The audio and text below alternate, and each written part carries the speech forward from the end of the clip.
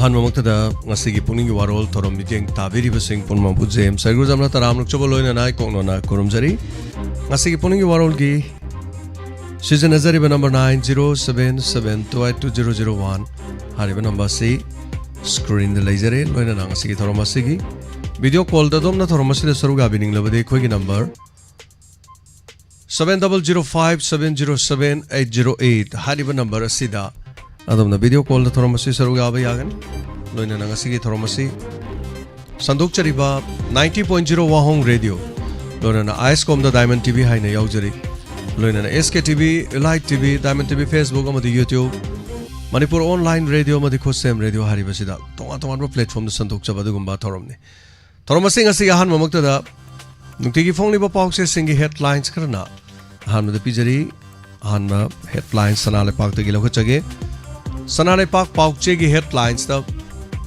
MHA na sinduna Maitei Kuki amasung Naga gi legislature sing Delhi da punna unahan kre hana shunaba lep na ba amasung ing tappa purak na ba miyam da appeal tauba haina warep na kre Chief Minister Biren ngasi Delhi de chatkadauri Kuki ga wari shanaba da yahun da ba party bu ikai ba piwani haina NPP na phongdorok NPP gi luching ba sing party de gi tokpa gi fire lawrakadauri Loinana auction da Manipur hockey sanaroi lakh kuntraga mari yoba yaunare Loinana Maharashtra amasung Jharkhand gi mikhal gi matam lepkhre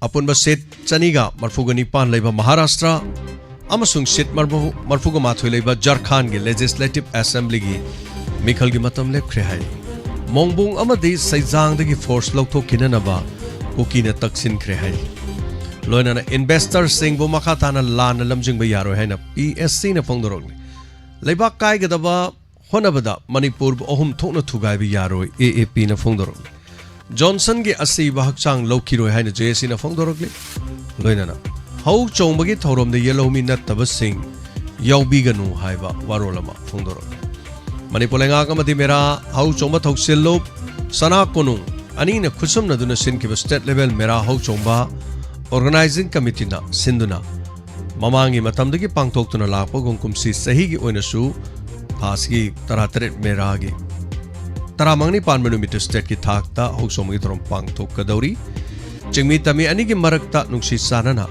mari thamnana ba hoksomi thorom pangthokpa asida yellow purup nattaba amata shepau pide loina na yellow mi khudimak saruk yagani haina mera hokchongba thoksil lob sana konung Convener moto manito na phongdokre loinana tonga ba pawse sing headlines kra mo pijagi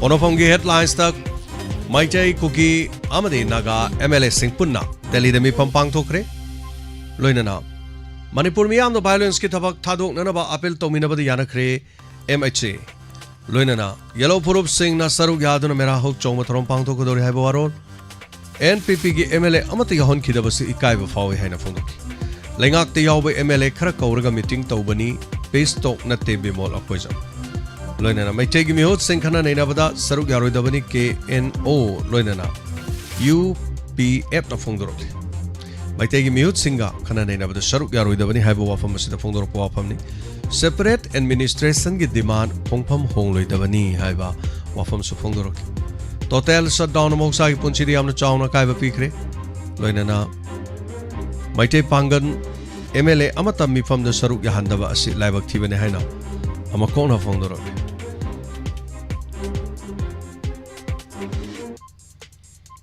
Sangai Express tasu Delhi da wari shanabagi matam lepkre Minister MLA sing Delhi da sang sinarabasu Kuki sing ri khangde haiba apeng warol sing Hoyalan paugi paukse amuk lokhachari India lenga na Manipur ge lan loisin ba pamlabra nungthel pung ama makhai da Delhi da MLA sing mi pam pang tholagani saruk yaga da Maitei Naga MLA sing chanakre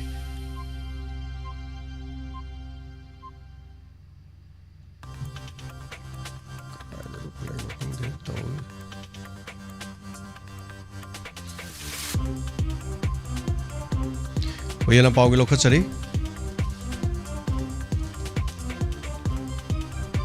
BJP की Sumit Patra Ajit Kopchare AK Mishra amadi Rajesh Kambli na Manipur gi MLA kunlom ga loina na unakre naga kuki amsung maite MLA sing tonga tonga na unakhi pangal MLA amata yahondaba nungaite hana amakona phongdo warol yauri Johnson gi myata senaba sing phaduna cherak pidri pawak sang lokiro heri Manipur dengue laina asina na halaba amasung lekidaba miyo singi data upload torgani hai Masiti dim lambi ban tawgani haikibadu October kun fawdi thole hari Mitei bo este list chalana bagi demand khanari hani union minister khangalak le hai wafam Chayum pusuroba kom ahal ama furok pa yaning de haina advisor na phongdor Apik ba purup sing missing yama purup sin he opine BBC lenga ki mari leina basina mi yang changbiu haina ichom kairap kom village authority advisor na phongdor ECI na Maharashtra amasung Jharkhand gi assembly gi mikhal matam lakto krep chapok se amade yaur Relief camp ta lerek ki bi chahi umpurum surbinu pi mama sagena abna maramoidunu laikidre Radian Finance Ponzi scheme victim investor sing makhata na lana lamjing bakhuna rakpada KCP na akan ba warning tawrakli haiba warol yaur Kombi gi ADC office mai thabade chenabani haiba ahum police na fare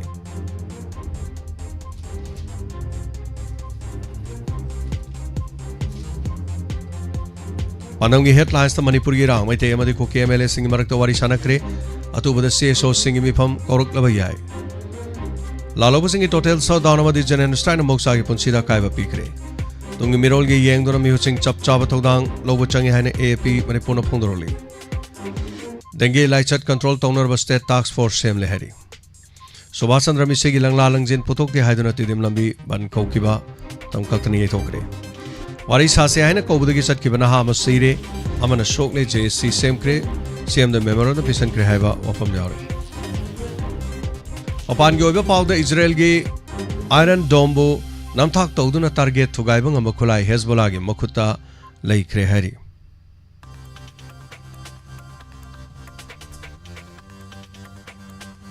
Ngasi pawda Israel da Hezbollah gi terror sing namatik mayai leiraba Misal amadi rocket kya kapsinduna landarabasu toina amang ata thongtribasi Israel na leiriba air defense ki system Iron Dome na yeknabasina kapsilakpa misal sing adum mukhaktana nong thakta thugaiduna manghan bangambagi adubu Hezbollah gi terrorist sing manakta Iron Dome bu longnam tawram laga haibadi detect tawbang amhandana target thugaibang amba khulai leramgadra haina yamna chawna singnaba leire haina Israel gi lalmi singna phongdorokli South Korea ga samnabalambi sing North Korea na bomb season aduna thugai kre Israel na America gi wata gani tawbutabu aroiba firepti sana logjagni hana Benjamin na phongdorokle Malem gi khwaidi gi power leba military gi commander America gi president oi hiram masig matang da report amasu yauri Hezbollah gi attack na maram orga Israel da su lanjena bagi awaba chawna mayuk na ba hokre China na Pakistan da lupa crore listing ani rongi changba saba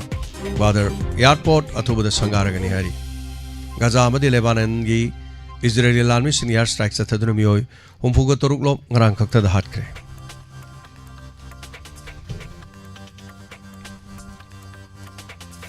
Asaw thopo ina North Korea na US ta pau piraga enter Korean lami thugai kre hari Israel da surface to surface missile ahum kapsin kre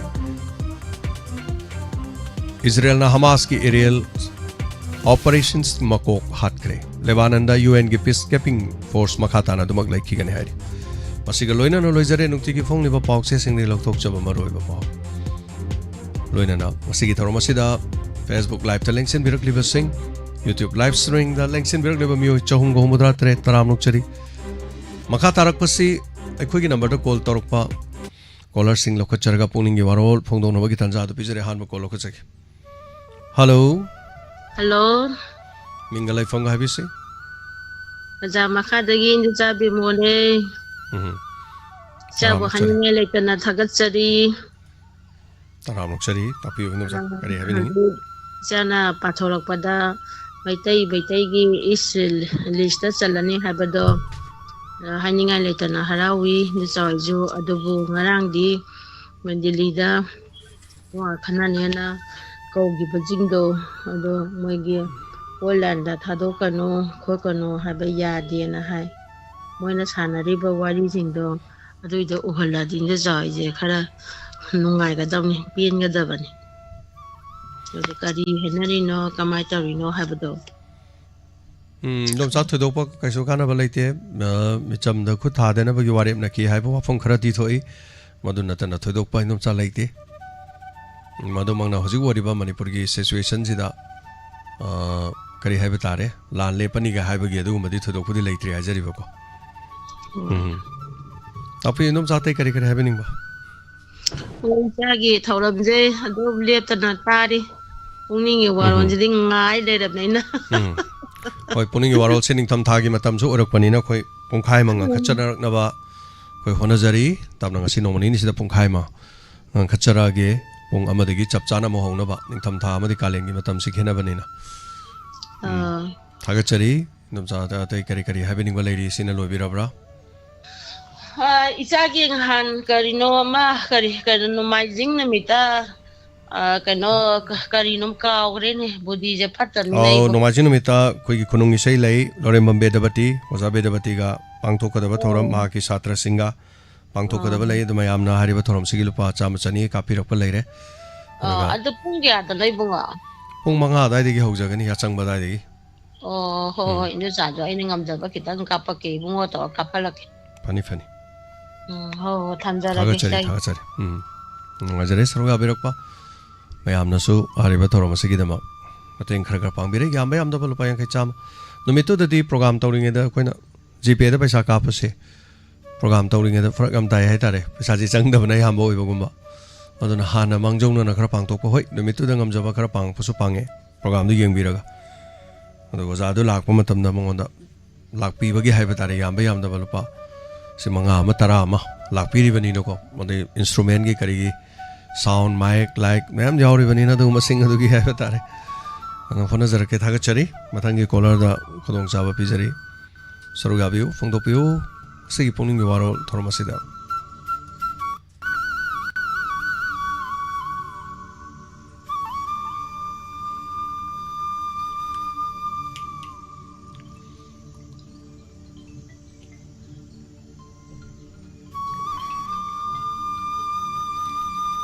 hello hello तरामना उच्चरी जीवन हेरोक्तगी तापे करे हबनी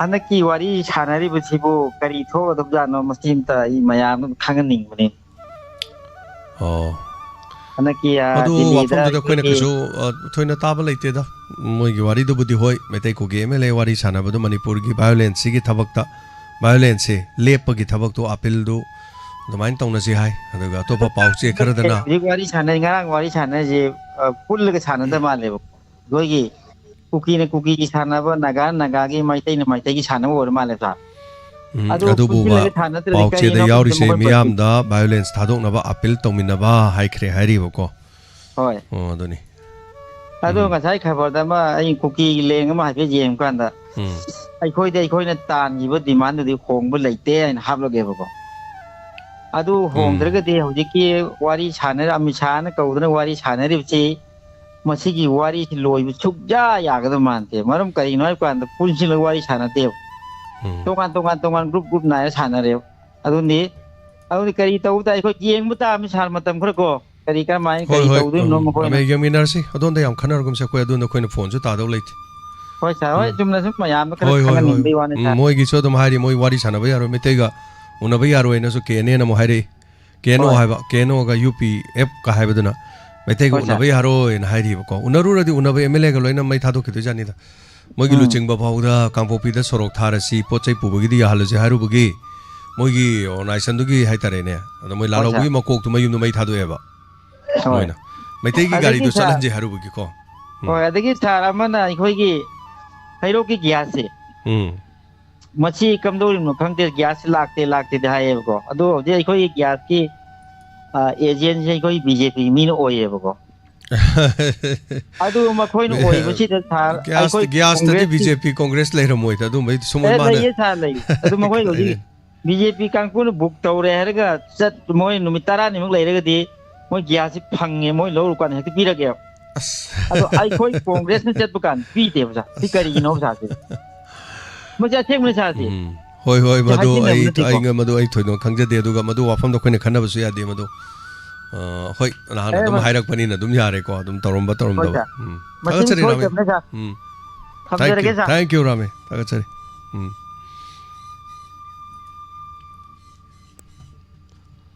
vote ꯅꯛꯁꯜꯂꯛꯀꯅꯤ ꯍꯥꯏꯅ ꯈꯟꯅꯔꯝꯃꯅꯤ ꯏꯂꯦꯛꯁꯟꯁꯤꯁꯨ ꯇꯧꯔꯣꯏꯗꯧꯔꯤ ꯃꯥꯜꯂꯦꯀꯣ ꯃꯌꯥꯝ ꯄꯟꯆꯥꯌꯠꯀꯤ vote election ꯊꯥꯒꯠꯆꯔꯤ ꯃꯌꯥꯝ reaction ꯇꯧꯕꯤꯔꯛꯄ ꯊꯧꯔꯝ ꯇꯥꯔꯤꯉꯩꯗ ꯔꯤꯑꯦꯛꯁꯟ ꯅꯥꯀꯟꯗ ꯑꯩꯈꯣꯏ ꯂꯞ ꯁꯥꯏꯟ 100% ꯃꯃꯤꯠ ꯂꯪꯈꯠꯄ ꯂꯩ ꯆꯥꯏꯕ ꯉꯛꯑꯒꯅ ꯉꯛꯄꯒꯤ ꯅꯨꯡꯁꯤꯔꯒꯅ ꯍꯥꯔꯠ ꯆꯨꯝꯃꯦꯅ ꯈꯜꯂꯒꯅ 100% ꯑꯗꯒꯤ ꯅꯣꯛꯅꯤꯡꯉꯒꯅ ꯅꯣꯛꯄꯒꯤ ꯑꯗꯨꯒ ꯃꯤꯠ ꯂꯪꯈꯠꯅꯤꯡꯕꯅ ꯃꯤꯠ ꯂꯪꯈꯠꯅꯤꯡꯕꯒꯤ ꯏꯃꯣꯖꯤ ꯌꯥꯎꯔꯤ ꯃꯤꯠ ꯂꯪꯈꯠꯄꯤꯅꯤꯡꯕꯅ ꯂꯪꯈꯠꯄꯤꯌꯨ ꯅꯣꯛꯅꯤꯡꯕꯅ ꯅꯣꯛꯄꯤꯌꯨ ꯑꯗꯨꯒ ꯍꯔꯥꯎꯔꯒ ꯂꯩ ꯆꯥꯏꯕ ꯀꯩꯁꯨ ꯀꯥꯏꯕ ꯂꯩꯇꯦꯀꯣ ꯅꯥꯀꯟꯗ ꯔꯤꯑꯦꯛꯁꯟ ꯌꯥꯎꯔꯤꯗꯣ ꯑꯗꯨꯝ ꯅꯝꯕꯤꯌꯣ ꯃꯌꯥꯝ hello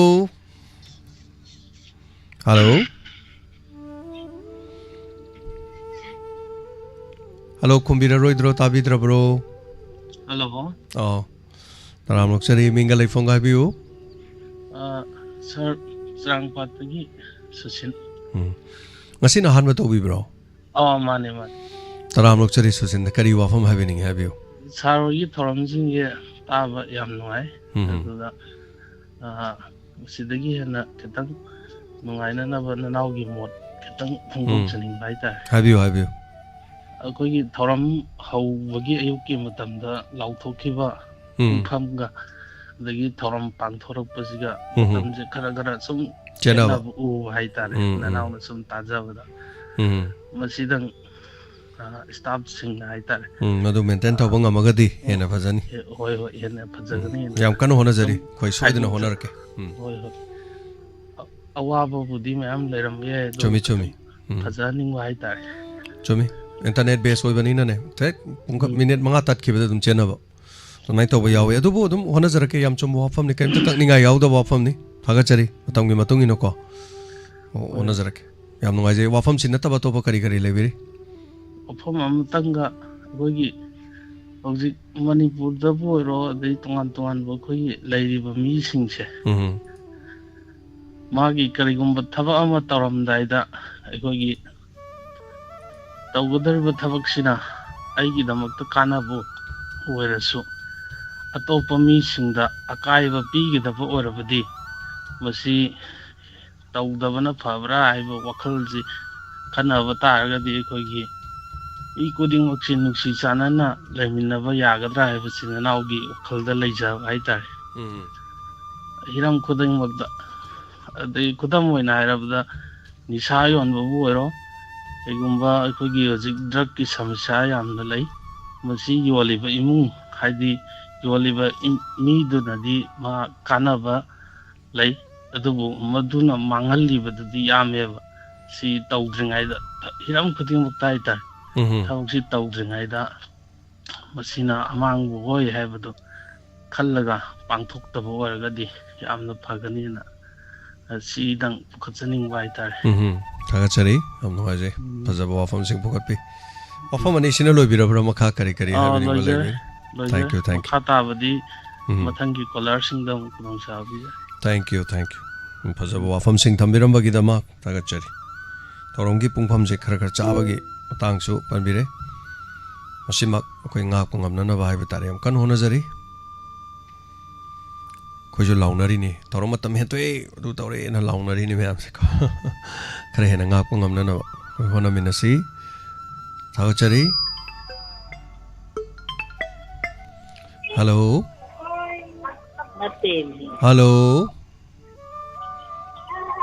hello ꯇꯥꯕꯤꯔꯕ꯭ꯔꯣ ꯈꯨꯝꯕꯤꯔꯛꯇ꯭ꯔꯦ hello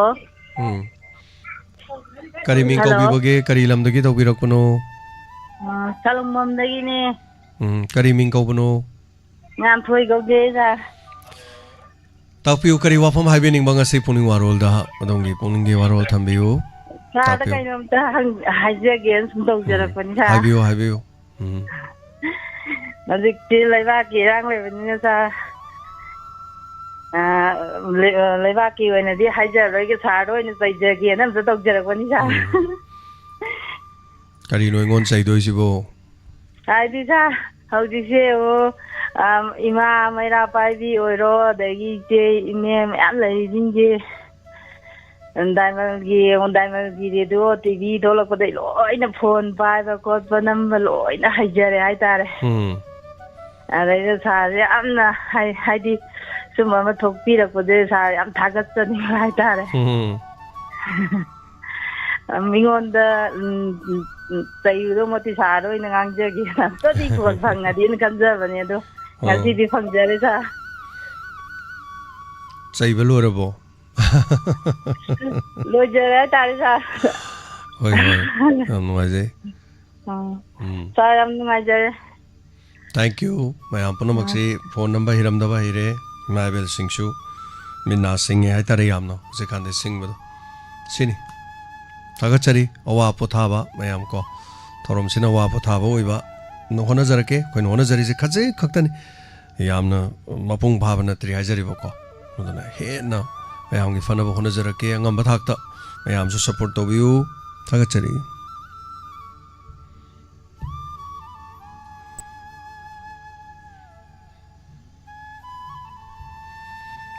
Hello. Good afternoon, sir. Taramukchari, Mingal Lifong Habisi. Phone Tawzari by Kamuk Patri Kuno Lakai Akash Lasham.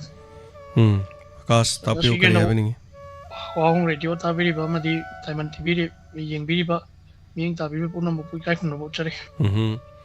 Tapio. Hogi Matam Kui Nadagi Ajo Kang, them Laks of Neta from Pukaso, the from the Pukat Roger, Pukasira, Pukaloja, Pukasira, the Laks of Nedo. Pukatabayam Yad, Mayam the Bata, Nabidamako. Adugi Pukachavani Warobi Mayam. Akogi Mamam took the Labiram Padan member direct Moy Pibi Vashinadi. Akogi the Jokat Kiro, the Ate a topasing boiro. Pibamatam Zida, a Moy the Yet Pirano. I was from the Tambi Evako. The Hantaki City Padan members in the Pibi. We had a parameters in a pie gidaba, the give boats to touting again a topasing dog pie if they get. We had a channel, but I'm going to load to guide up quite are. We Pangam Dopa to say PB Daba. The Pangam Dopa to P. Garagas, Tankai, Cry Help Moina Logi Hava, do a PB Gava. She Matang the Ate Topa can we didn't Panzarigi, Moina Hen of Matani, the same I'm done. Assume it was in the Vita. Adugi Krakasi Pukats again to the Japoni. Hoi election tawdana karakpa matam kharagi oina khanbado aduna makoina tawtorokpa thabak tawramjingduna khoigi kare haiba tare hana ayat apan si karimta leijaramdabasi ayat apan thokpa phawdu moine na khara penda bakra leire haitare ne ko election ju tawdo mandre election ji khoigi yam sangna yeithokragadi chumnagi vidhan sabha gi haitare si election bawba tawdaba hana leire hojikse Manamdi say the one election Natobogi Haitarenico, one vote, one election Tobogi Pochit Lacto Male, the Laga the election Todobayanale, another season at Chahitam Manga Haitare, then Hosikari election gi Melegi Haitare Koshi the Zumatang 2000 can the Tabado, 25 or Mani Matang Tabado. Aduna Madu Tado Mandre, 20 can the Tado Male, 29, 28, 29. Adurga another Chahimanga, Godum Bot Kagibs in a Pai Yale. Kangde. Untorkuzi eko. Hoziki Haiba, Pran members in the Kambi the Bataga, so Hanagi Labiram Liva, Ubiram Livers into the Hangiraga, a Moigina Kamata, Wina Kamata, no. I have to be coming over the case of Kabi the Brina Kalim. I do it of videos, we carry hide them gun. Yeah, Lore? Tagachari. Lore. Lure Hajin. Wafam channel will be a brata having Malay. Akas Wafam channel will be a bra. Tagachari. Tagachari.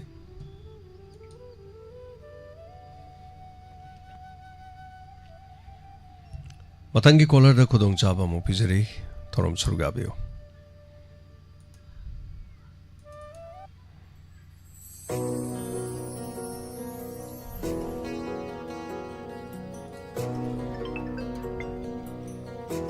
Hello. Hello. Hello, sir. I am Pate Tharo Bunisa. Taram Nukchari, Taram Surga Virak Pahabiu. We expect that they are the Orlean Angang, Mamma to cow, and when you know in the tone to I am now. Ipon Tarapdo. I had Ipon Tarapam, no, I had the hand quickly. And had an over the, for seeing the what he may out give in a Kangada. Yam no, I had no Sarah, I said, Sarah, please. I'm doing a deep point of the day at the Moromar, the way Tazari have a hair. Moromar doesn't tell the I'm doing a point of no idea. A quick corn at the table in Calais, the Moromar Torah, there's no idea, and the Moromar doesn't quit Tazari and hard as some high of it. Okay, Tachari. Thank you.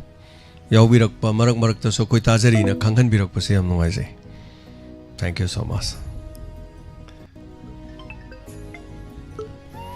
Hello. Hello. Hello. Taram Nukchari. Hello, sir. I get a list of everything I can, sir. Sir, what is Padhansia? I am payable. The Pino way, we Padhan many and I want Santi go. Garden Oibro, Hanagi Cavadoro, Garden Hani a cabinet, sir. I don't know if I didn't need it neither. A puggy Togo or Mahabadi doing combining Haigi Haida, Natraga, the Kagi Togo Hagera, Manas at the Yaldavasa, Hoipan jumped her by Teresa.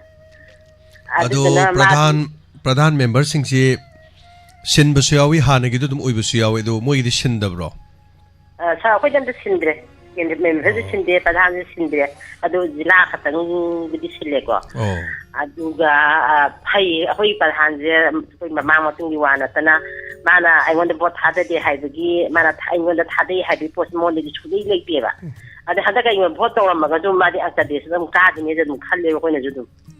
I do a man and saying China, but now I didn't need to book over here, night of Haitara. As a simmer later, do a Sapagi, Diamond TV, Wahongi, do is up putting us here.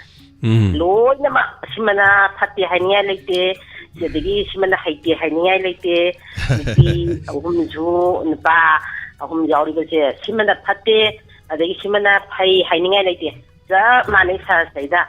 Apoi Isa isn't here, Simana. Mana tau ji kha wale hai pa possible le pati ko ngam zero en hai ja thagat pi ba deni sum yum da som lai minar de hodong amobi masak tv de sum phajare hai do adu mai to boram ba so ya da kai so hai jaban na te ta adu bu nungchi biradi mayam na thaja biradi ko adum nungchi bi na tawri ne kaim to matik sa jaban na che de thagat chari thank you so much item thank you asum thabak masagi mahi Nasagi Matau Toba, Helak Lakanda, Karakara Sodom improve or a kinima city Honosani. I don't know. Young Mina say Takachari. Hello. Hello. Hello. Hello. Taram Lokchari, Mingalai Fonga Habisi.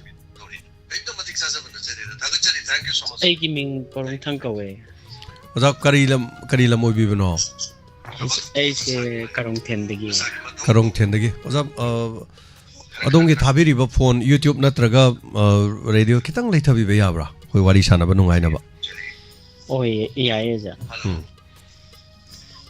Osagido Lamdukari never, Karong Tel. Hoi Karong Karong Tel, say Sandel district sing Bramasi Kariching Monoza. I could say Tenopal. Oh, Tenopal sing ever. Okay. Masi PUKNING WAROL gitu na to. Yes, money uza. Yam no wise adong gi phone da YouTube te yeng biri roza gi do. YouTube te yeng bibra radio dara. Oh yeah, uza sir. Yeah. Ozagi do lamdu kari ne ba. Karong ten degi. Oza khonjel do dong gi ta bu nu ngai tre phone do ene oza go wone wari sana rase. Adu gi thabiram du kitang thaidok piro oza na kitang lapthok piro. Yes, money uza. Oza kitang thaidok piro.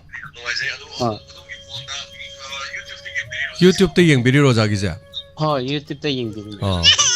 oza karong tel dadi radio daga phaba ngam ma khotpa leitabra khoi se phadabra adum phai kaisu tawde kaisu tawde bako hoi ja okay yam nungai jai oza pastor su oibi bro mani pastor su okay yam nungai jai pukning gi warol se ai se anira kasina sure ja okay yam nungai jai oza kari habining buno kari tambining buno oza wa phum thambi oza ai khoi se yamna nakpa tampak su yam nakpa hairo adagi khongjom sisu yam nakpa oiba yes adubu ai khoi gi lambi se ngasi phawba aina su hana haikre 2022 da mal aina pukning gi warol da diamond tv da mo su share tawgre kumsi su amuka yam laibak chi bai tare ai khoi gi kumsi si nong su yam na chuba adagi landslide yam chatpa aduga lambi nupi macha ma angang se magi delivery tawbisa paganda lambi da dum pokre bai tare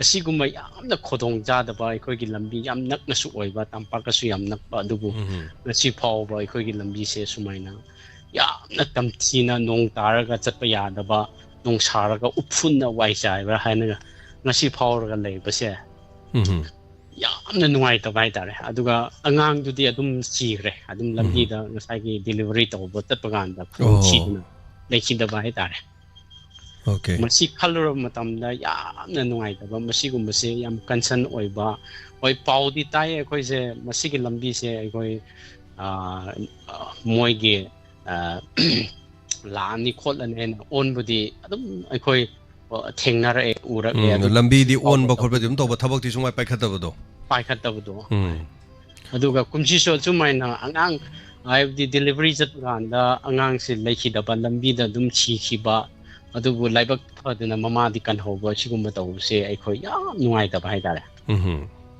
hoda masi gumbse yamna mari laina ba aduga concern the leader khoi gumbse sigumsi yam yengsin hanne aduga ai khoi manipur sida losing level leader sing aduga mantri aduga government pai riba sing se sigumba kitang ai khoi gi lambi se yeng hanning bai tare oza yam nungai te oza na habiri se do oza khoi gi mafam du da CIC gumba PIC gumba khoi gi health center gumba di karong then gi lebi bro oza oi adu di lai adu doctor gumba kai gumba di moi se na hawai di PIC natra CIC da angang unaba yaba gi doctor bo leirame adu mafam adu da di adu gumba khudong saba kari mata leita bro oza adum doctor sing budi adum lai adu go madu gi khudong saba facility budi laite khutlai gumba adu gumba adugumdi laite adu doctor sing di adum nurse khoi di adum moi gi tawpham thok di adum tawe adu su odong java facility di mak di laite angang tham oza karong thel gi oina di high school natraga pre primary school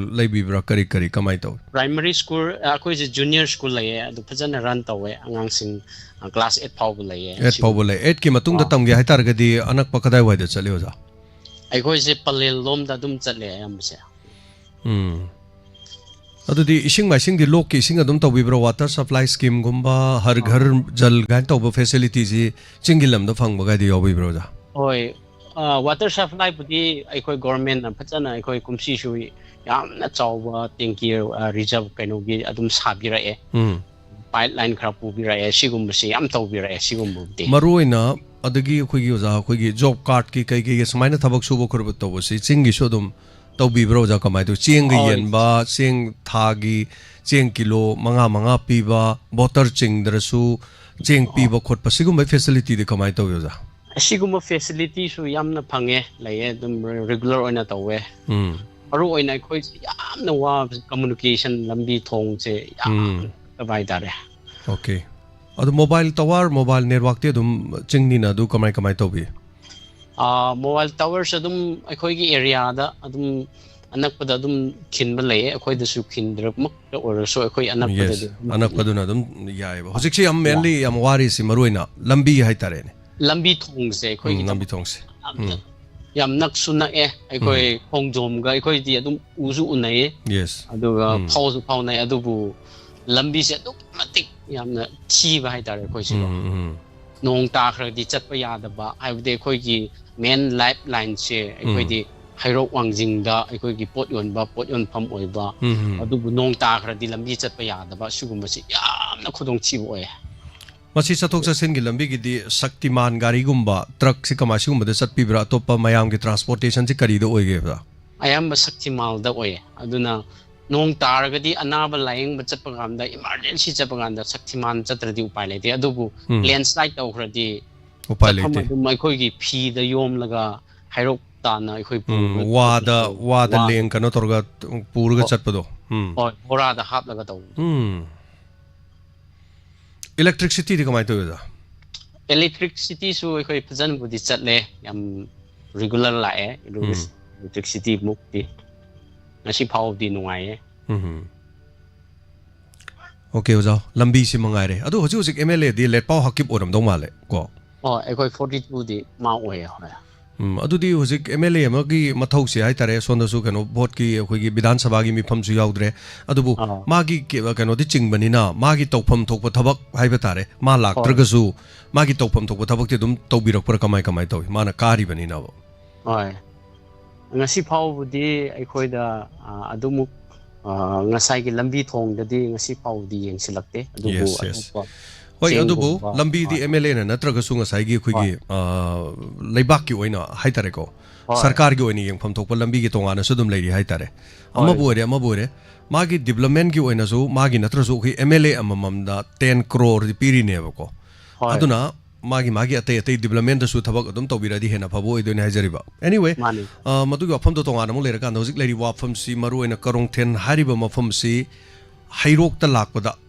natraga khongjom lomda wangjing lomda lakpada baraji lupa kya lo yo ja sakti manda satki bagi lupa chama lowi pachama lo edu di hore namu hanbagi chama lupa chani hai tare imphal da chalaga de mo imphal gi lupa chani ko halakpada chamri dum jangane imphal chatok chasin ko hoi anyway oza atai kari chithaba leibiri oza masi tangai re thank you so much oza yam nuai je karong thel gi mapau tambirakpa aduga lambi yangsin biu lambi thong yam phatre hai bas mari leina bas sing na manipur lenga ki mai kedi gi to ya ba hoi scheme mayam lerong gani paikhat pa ya ba lerong maru ina singi lamda khudong sa da ba thokpada atai polam sing yam pare maru ina lambi masi dum yangsin gi tangai fa da ba leiri hai ba tai ana layengi sathok chasin gi khudong sa da ba kya maru no mari leina ba sing na puning ching sin jaba mafam tambirakuni thagachari thank you so much sir for the calling thagachari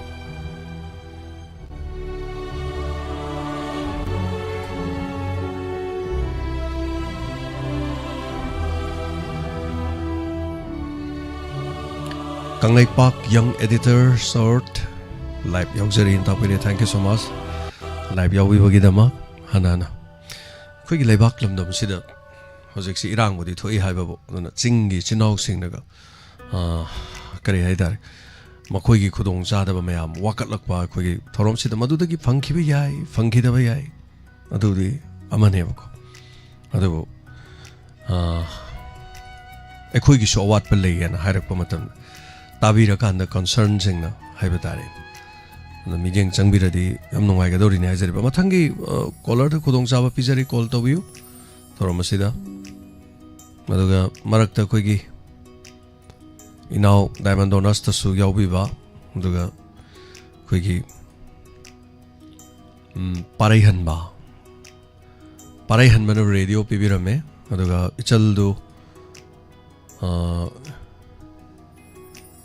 khoi gi khangabok ta gi chan blind hai tare ko blind oi be chan do ma phone do bani pai bi rakte ngasi ma ta da ma le phone adu call back su torok tre adu bo khoi ko na pau phone zara kanda radio se khosi nazar ge radio channel khoi sida thai adum phai ngasai battery su yaure charger si mobile phone gi charger du thilaga dum yare adu mobile phone gi charger du makhun macha do ai tare 2.5 to oider de mu yaroi adu bu thagachari koi now parai han mano radio man hani chan blind dugi mana pb re hai batare mayam koba khau no kubisi emoji no masai mayum de gala thola kan radio da leibi ro ra kan nisal dugi ni gaina ade khoi sidai da muk thilak tana matam kai thok tana mangi base mase khoi ni ikai khumna bam thoi hai tare ona khoi mayam ikai khumna se mayam khoi na support to bisi aduga piba gi di oza jayanta na su lupa lising ma pibi rakuni oza jayanta adum khoi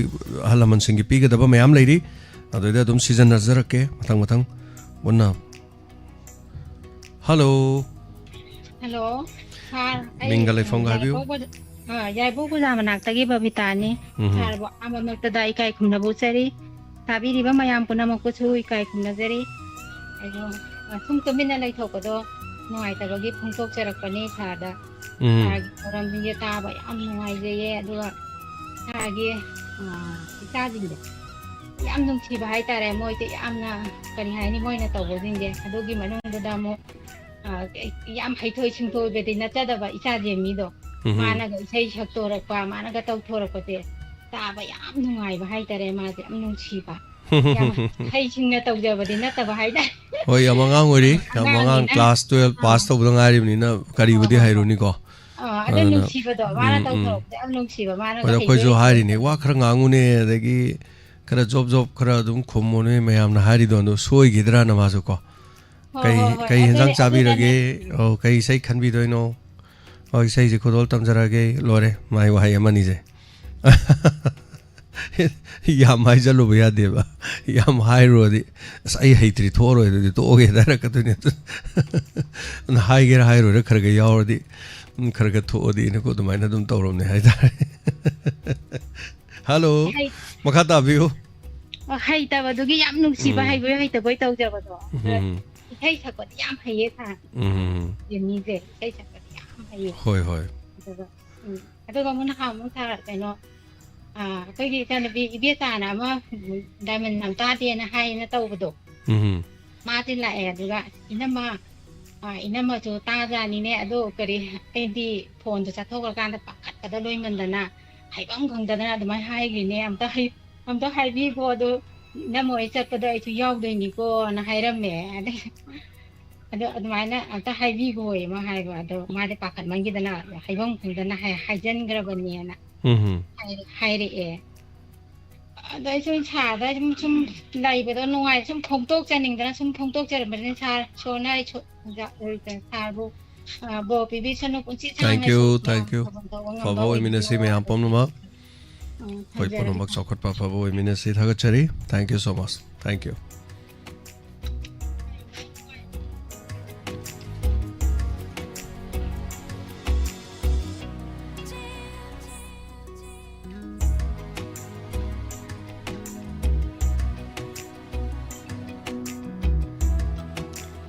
Hello. Diamond TV. Mani Diamond TV gi. Sir, Green Bomb awang lake. Yurem Bam gi. Madam tabi rabra. Tai. Yurem Bam awang hai bro. Awang lake ka Kabui Kun hai bro. Kabui Kun. Okay. Ngasi na ni sir. Adu thorom di kari de tabi YouTube ta yeng bibra. Aya radio da yeng TV da yeng TV da Icecom da. Icecom da dum yeng. Nang gi thoram sen ngai man na ai se dum trai taw ba ngasi khat tang phang wa gi go. Khoi gang mai khoi gi kangbu ni ne du di ko. Khoi kam mai ni Kam mai do khoi gi serial da tayai da gang mai ko ba ma yaw bu do John gang mai do. Khoi no pa nangi TV nangi dat no papa mbo tayai tayai gido adu hek ara gadi na nangi tayai la tabala na adi table ni mamit usada ba nangi tayai la nungdang pung mà khai khai hiện mà cản đây hiện lại đó na đấy này ra cái ra hay này hay ra cái có mà đúng hậu gần như là đúng ta gần như lời mà vào giúp cùng đi ăn mà khai khai hiện mà đây làm có sẽ đúng ta gần như Adu di ma TV gi manak tu da phamaga TV do udraga su TV gi khonjen do dum tare ko to adu ni blind kangu na TV manak ta TV ta ba yai hai ba ji si ne ba natra TV on tàu bio hay gani mata na on amok tàu bio ay na on amok tàu bio so talaga nang doctor kaya on kre hay na na ba ni ate yam nung ngai kara ba jat ne ay ay jagi kay no di reality program di ko nungai hoi mình là ni ai mình đi ở Chinh cầu Chinh Chinh in Pui cầu ấy Chinh in Pui ok ai khơi nụ ba gì mình là Ninh Thâu Giao mấy tay mà mình câu bạ ai khơi chỉ đã hao lấy đó mà khi sẽ lõi là mấy tay gì mình ngắt tên này thập bát giao tôm ba thôi ba hay và gồm bao hoi kabui di mấy tay cái số dum kun thang naraga dum yam lấy bani na nambol adagi dum nakanda adagi kumbong side dum nakanda lấy đi basing lấy mà popa mà side lấy basing nambol area đó maroi ni yam lấy hai tare hoi kabui sing se mấy tay marakta kon thâu jam da su lấy natra adum da lấy basing do Ren bom da ko khun ani le Ren bom da su lấy re ma kha lấy kai ga awang lấy kai de ye ai khoi na awang lấy kai ko we hai ba kabui se sana ma hi lat pe yaw ba kanglup tu oi bra kamai tawi ma hi la ado ai khoi di Christian oi re sa ado bu Christian oi gre ado bu Christian oi da ba sing su dum sana ma hi lat pa su dum lei bra le ye okay dum le okay yam nuai sei ado hojik ti kamai na kam hi imung di kamai na hingbiri ge puroi ba su blind oi re ma gi sarkar gi lupa lising ama chonga phangba ni phangba du phangbi bro adu phang ni ma se hana di ura me hai ba ko sa okay 2001 September 11 do adu da khang ho da na oki da bani kari leina mana ru bro kari toru bai no gulkoma haye hana di khara adum urak ta bazar ni adu oiraga sumana hai da ba ko adu da na kan ama se urak ta ba ka na mana hai da ba adu e khoi ho da ba na kan ama si bin le ga dei bazar ni adu da na kan ama lan sin bagi khudak ta lan sin bagi ko 2001 September 11 numit da khudak ta u da bazar ni adu da layeng ba makai layeng operation so bahati bel tolado asak adu da ahum anirak tawe uba ngamdre okay adu imung manung di madam na dum hona birira kramaina toroge hingi paisa nungsa kari toro talige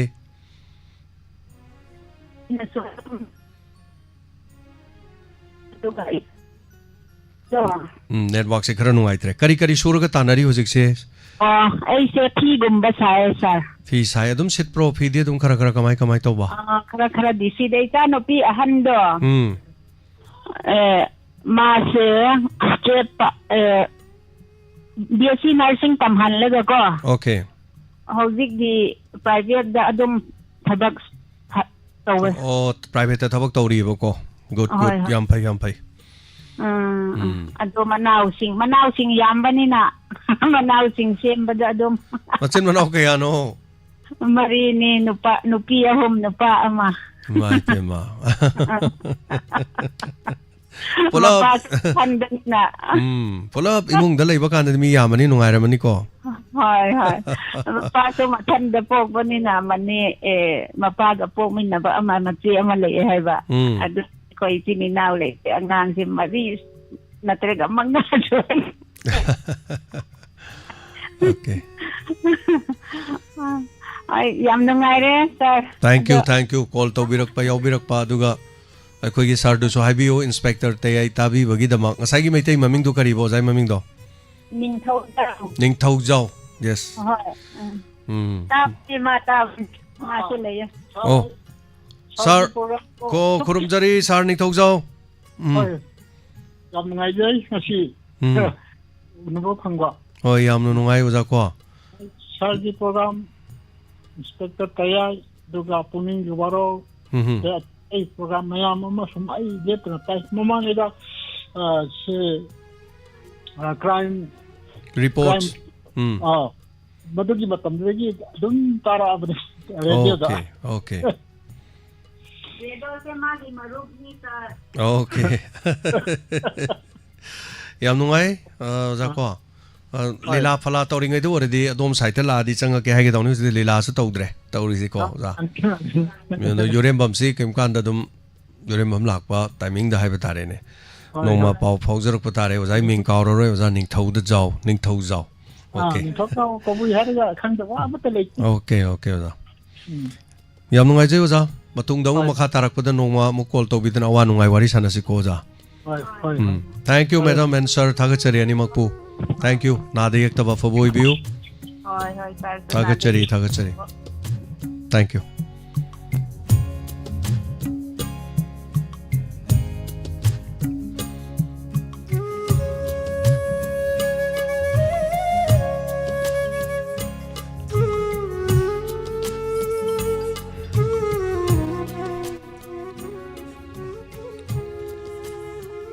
Hello.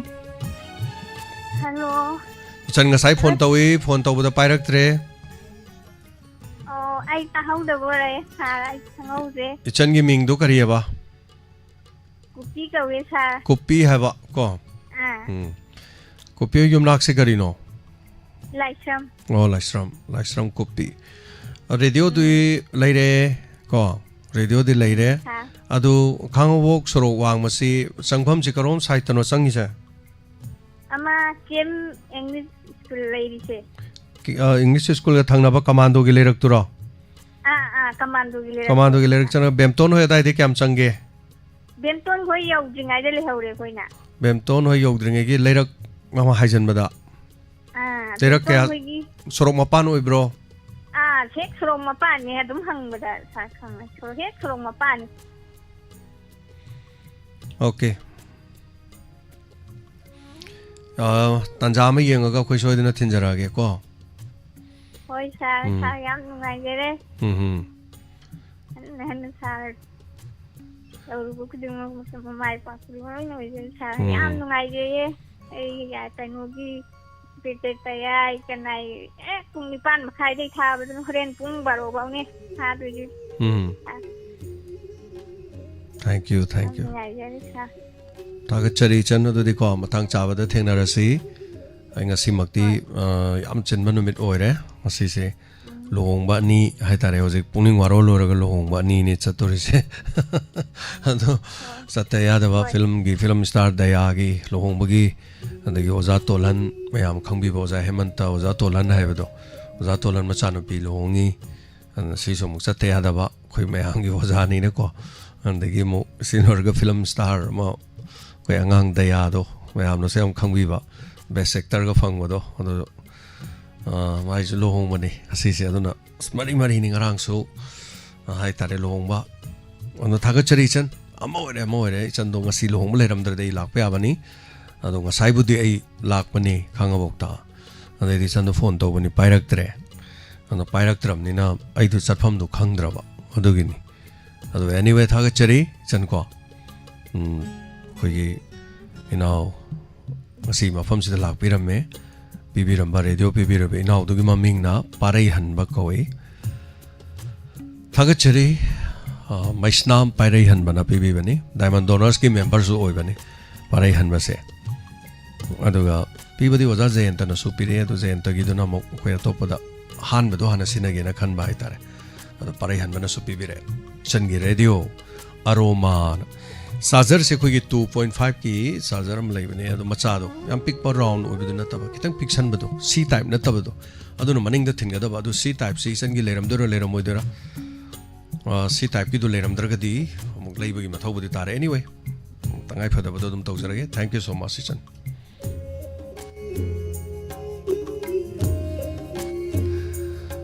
mathangi caller da khudong jaba pijari adu pungning gi warol thorom se Ningtam thagi matam na sum kuigi matam siyam na numit tasalak panina hai tare pung khaya mangan na pung amadagi chapchana muk hongna na bagi damak da koi chinjarage dunu pungning warol tabi basing na pung ama makhai ngai biraganu pung amada ngai na bagi tanja do lobirasi ningtam thagi matam moi banina ohum do loisam basina koi ani makhai faw manungdra adum loisana na ba hona jarage thagachari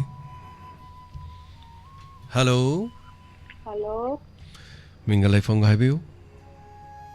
Habo pergi kerja ima sehingga semani sekalian. Tapi ukari wafam hai biningi. Sini ma kunu TV ta jadi kon di wafam ke alai ke bani ni mana.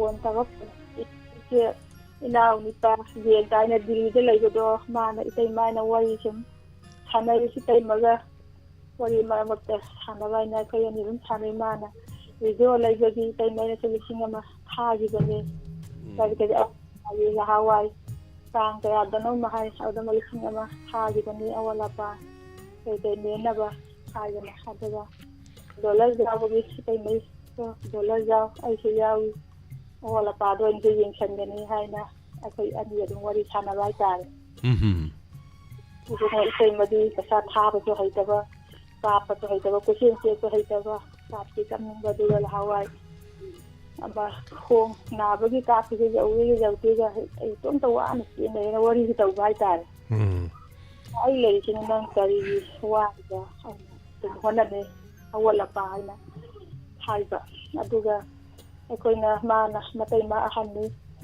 ꯑꯩꯒꯤ ꯏꯅꯥꯎ ꯃꯥꯒ ꯅꯨꯄꯥ 3 ꯅꯤꯉꯣꯜ ꯑꯃ ꯌꯥꯝ ꯂꯨꯅ ꯑꯩꯕꯨ ꯏꯇꯩꯃꯅꯦꯅ ꯂꯣꯏꯅ ꯈꯪꯖꯩ ꯑꯗꯒꯤ ꯏꯅꯥꯎꯁꯤꯡꯅꯁꯨ ꯏꯆꯦꯅ ꯍꯥꯏꯔꯤꯕꯗꯤ ꯂꯣꯏꯔꯦ ꯏꯇꯩꯁꯨ ꯂꯩꯇꯦ ꯍꯥꯏꯅ ꯃꯣꯏꯅ ꯊꯧꯑꯣꯏꯗꯕꯁꯨ ꯂꯩꯇꯦ ꯏꯆꯥꯁꯤꯡꯁꯨ ꯌꯥꯝꯅ ꯅꯨꯡꯁꯤꯅ ꯑꯩ ꯇꯧꯕꯤꯕꯒꯤ ꯑꯩꯅ ꯉꯁꯤ ꯂꯥꯡꯖꯕ ꯑꯗꯒꯤ ꯗꯥꯏꯃꯟꯒꯤ ꯄ꯭ꯔꯣꯒ꯭ꯔꯥꯝꯗ ꯂꯥꯛꯆꯕ ꯂꯥꯡꯖꯕ ꯐꯪꯉꯤꯁꯦ ꯃꯣꯏ ꯃꯄꯥꯟꯗꯒꯤꯅꯤ ꯃꯣꯏꯅ ꯅꯨꯡꯁꯤꯕꯤꯗ꯭ꯔꯒꯗꯤ ꯑꯩꯅꯁꯨ ꯉꯝꯃꯣꯏ ꯑꯁꯤꯃꯁꯨ ꯏꯆꯥ ꯏꯅꯥꯎꯁꯤꯡꯒꯤ ꯑꯩꯒꯤ ꯏꯃꯨꯡ ꯃꯅꯨꯡꯒꯤ ꯑꯩꯅꯁꯨ ꯊꯥꯒꯠꯆꯒꯦ ꯑꯗꯨꯒ ꯋꯥꯍꯣꯡ ꯚꯤꯗꯤꯑꯣꯕꯨꯁꯨ ꯑꯩꯅ ꯊꯥꯒꯠꯆꯅꯤꯡꯕ ꯑꯋꯥꯠ ꯑꯄꯥ ꯃꯇꯦꯡ ꯄꯥꯡꯕ ꯃꯌꯥꯝꯁꯦ ꯃꯤꯗꯤꯌꯥꯗ ꯂꯣꯏꯅ ꯎꯕ ꯑꯗꯨꯅ ꯃꯤꯌꯥꯝꯁꯤꯅ ꯄꯦꯟꯅꯕ ꯍꯥꯏꯇꯥꯔꯦ ꯁꯤꯗ ꯑꯔꯩꯕ 5-10 ꯂꯩꯕꯁꯨ ꯄꯥꯡꯅꯤꯡꯕ ꯑꯃ ꯂꯣꯏꯅ ꯐꯥꯎꯖꯩ ꯑꯩꯅ ꯎꯕꯁꯨ ꯐꯪꯉꯤ ꯑꯗꯨꯒ ꯄꯥꯡꯁꯨ ꯄꯥꯡꯉꯤ ꯑꯗꯨꯒ ꯗꯣꯛꯇꯔ ꯃꯃꯤꯡꯗꯤ ꯍꯥꯏꯕꯕꯨ ꯀꯥꯎꯔꯦ ꯍꯥꯏꯕ ꯇꯥꯡ 4ꯗꯩꯁꯨ ꯂꯥꯛꯑꯝꯃꯦ ꯑꯗ ꯃꯣꯏꯅ ꯏꯁꯄꯤꯀꯔ ꯇꯌꯥꯔꯒꯤ ꯇꯥꯕꯗ ꯑꯅꯥꯕ ꯐꯥꯎ ꯐꯩꯌꯦꯅ 50,000 ꯑꯩꯈꯣꯏ ꯃꯥꯡꯖꯅꯤ ꯄꯥꯡꯉꯤꯗꯣ ꯑꯗꯨꯕꯨꯁꯨ ꯊꯥꯒꯠꯂꯤ ꯑꯗꯨꯒ ꯕꯤꯗꯥ ꯀꯌꯥꯅꯣ ꯃꯣꯏꯅ ꯄꯥꯡꯕꯁꯤꯡꯗꯨꯁꯨ ꯑꯩꯈꯣꯏꯅꯁꯨ ꯃꯣꯏ ꯊꯥꯒꯠꯆꯔꯤ ꯍꯣꯏ ꯃꯌꯥꯝ ꯄꯥꯡꯕ ꯃꯌꯥꯝ ꯌꯥꯎꯔꯦ ꯑꯗꯨꯕꯨꯗꯤ ꯁꯝꯖꯜꯂꯁꯤ ꯍꯧꯖꯤꯛꯇꯤ ꯃꯌꯥꯝ ꯅꯨꯡꯉꯥꯏꯖꯩ ꯑꯗꯨꯒ ꯑꯣꯖꯥ ꯖꯌꯟꯇꯒꯤꯁꯨ ꯄꯥꯡꯕꯤꯔꯛꯄꯁꯤꯡꯁꯨ ꯑꯩꯈꯣꯏꯅ ꯃꯇꯥꯡ ꯆꯥꯅ ꯑꯗꯨꯝ ꯂꯥꯎꯊꯣꯛꯆꯕꯅꯤ ꯑꯗꯨꯒ ꯔꯦꯗꯤꯑꯣ ꯑꯃꯁꯨ ꯍꯥꯏꯇꯥꯔꯦ ꯑꯣꯖꯥꯅ ꯂꯩꯕꯤꯌꯣꯅ 1,000 ꯄꯤꯔꯛꯄ ꯂꯩꯔꯤ ꯑꯗꯣ ꯑꯩꯈꯣꯏ ꯁꯣꯏꯗꯅ ꯑꯇꯩ ꯄꯥꯡꯖꯔꯒꯦ ꯌꯥꯝ ꯅꯨꯡꯉꯥꯏꯖꯩ ꯑꯗꯣ ꯏꯇꯩ ꯃꯇꯩ ꯀꯔꯤ ꯆꯤꯊꯕ ꯂꯩꯕꯤꯔꯤꯒꯦ ꯏꯁꯇꯥꯐ ꯄꯨꯝꯅꯃꯛ ꯑꯅꯥ ꯑꯌꯦꯛ ꯌꯥꯎꯗꯅ ꯄ꯭ꯔꯣꯒ꯭ꯔꯥꯝ ꯐꯖꯕ ꯄꯨꯊꯣꯛꯄꯤꯔꯣ ꯍꯥꯏꯅ ꯏꯆꯥ ꯎꯂꯦꯟꯒ ꯑꯃ ꯑꯗꯨꯒꯤ ꯃꯃꯤꯡ ꯍꯦꯛꯇ ꯀꯥꯎꯕ ꯃꯣꯏ ꯑꯅꯤ ꯅꯣꯐꯦꯠ ꯇꯧꯔꯒ ꯁꯟꯗꯣꯛꯄꯗꯩꯗꯤ ꯑꯗꯨ ꯅꯣꯛꯈꯤ ꯐꯥꯎ ꯇꯨꯝꯕ ꯌꯥꯗꯦꯅ ꯃꯣꯏ ꯂꯣꯏꯗ꯭ꯔꯤꯐꯥꯎ ꯇꯥꯔꯤꯅꯤ ꯄ꯭ꯔꯣꯒ꯭ꯔꯥꯝꯅꯤ ꯅꯨꯄꯤ ꯌꯥꯎꯕꯗꯤ ꯃꯤꯅ ꯅꯨꯡꯁꯤꯔꯣꯏꯅ ꯌꯥꯎꯗꯕ ꯇꯥꯕꯗꯤ ꯑꯗꯨꯝ ꯍꯥꯏꯇꯥꯔꯦ ꯁꯤꯝꯇꯁꯨ ꯐꯣꯡꯗꯣꯛꯆꯒꯦ ꯊꯥꯒꯠꯆꯔꯤ ꯌꯥꯝ ꯅꯨꯡꯉꯥꯏꯖꯩ ꯑꯗꯨꯝ ꯇꯥꯕꯤꯌꯨ ꯃꯔꯛ ꯃꯔꯛꯇꯁꯨ ꯑꯗꯨꯝ ꯌꯥꯎꯕꯤꯌꯨ ꯑꯗꯨꯒ ꯃꯔꯛ ꯃꯔꯛꯇ ꯀꯥꯜꯂꯒ ꯌꯥꯎꯕꯁꯨ ꯅꯨꯡꯉꯥꯏ ꯃꯌꯥꯝꯅ ꯅꯨꯡꯇꯤꯒꯤ ꯁꯨꯝ ꯇꯥꯕꯁꯤꯗꯤꯀꯣ ꯃꯌꯥꯝꯅ ꯍꯦꯛꯇ ꯉꯔꯥꯡꯁꯨ ꯌꯥꯎꯏ ꯅꯍꯥꯟꯁꯨ ꯍꯥꯏꯅꯕꯁꯨ ꯌꯥꯎꯏ ꯑꯩꯈꯣꯏꯒꯤꯗꯤ ꯀꯩꯁꯨ ꯀꯥꯏꯕ ꯂꯩꯇꯦ ꯇꯥꯕꯤꯔꯤꯕꯁꯤꯡꯅ ꯍꯦꯛ ꯍꯥꯏꯇꯥꯔꯦ ꯑꯗꯨꯅ ꯊꯥꯒꯠꯆꯔꯤ ꯊꯦꯡꯛ ꯌꯨ ꯁꯣ ꯃꯆ ꯍꯟꯅ ꯊꯧꯔꯝ ꯁꯔꯨꯛ ꯌꯥꯕꯤꯔꯛꯄꯁꯤꯒꯤꯗꯃꯛ ꯑꯗꯨꯒ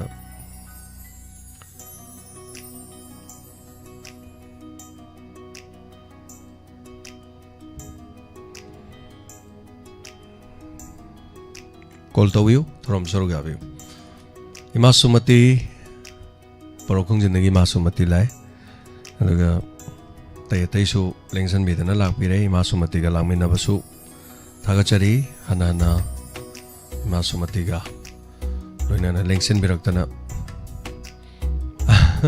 ꯏꯃꯥ ꯁꯨꯃꯇꯤ ꯑꯩꯈꯣꯏꯒꯤ ꯑꯩꯅ ꯑꯍꯥꯟꯕ ꯏꯃꯥ ꯁꯨꯃꯇꯤꯒ ꯊꯦꯡꯅ ꯀꯥꯟꯗ ꯑꯩ ꯏꯃꯥ ꯂꯥꯛꯀꯅꯤꯒꯤ ꯅꯪ ꯊꯣꯡꯒꯥꯟꯗ ꯆꯦꯟꯊꯣꯔꯛꯎꯀꯣꯅ ꯍꯥꯏ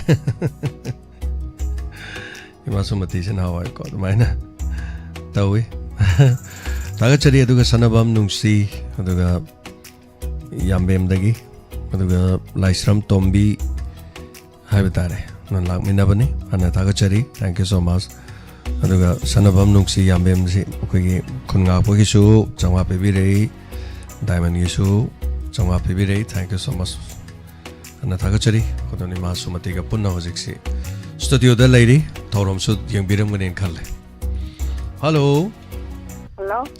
ꯃꯤꯡꯒ ꯂꯩꯐꯝꯒ ꯍꯥꯏꯕꯤꯁꯤ ꯏꯀꯥꯏ ꯃꯣꯏꯔꯥꯡ ꯄꯜꯂꯤꯗꯒꯤ ꯁꯅꯥꯇꯣꯝꯕꯤ ꯇꯥꯛꯄꯤꯌꯨ ꯀꯔꯤ ꯋꯥꯐꯝ ꯍꯥꯏꯕꯤꯅꯤꯡ ꯔꯦꯗꯤꯑꯣꯒꯤ ꯇꯥꯔꯤꯕ ꯊꯧꯔꯝ ꯈꯨꯗꯤꯡꯃꯛꯁꯤ ꯌꯥꯝ ꯅꯨꯡꯉꯥꯏꯖꯩ ꯍꯥꯏꯖꯒꯦ ꯇꯧꯔꯛꯄꯅꯤ ꯑꯗꯨꯝ ꯍꯦꯛ ꯍꯧꯕꯗꯒꯤ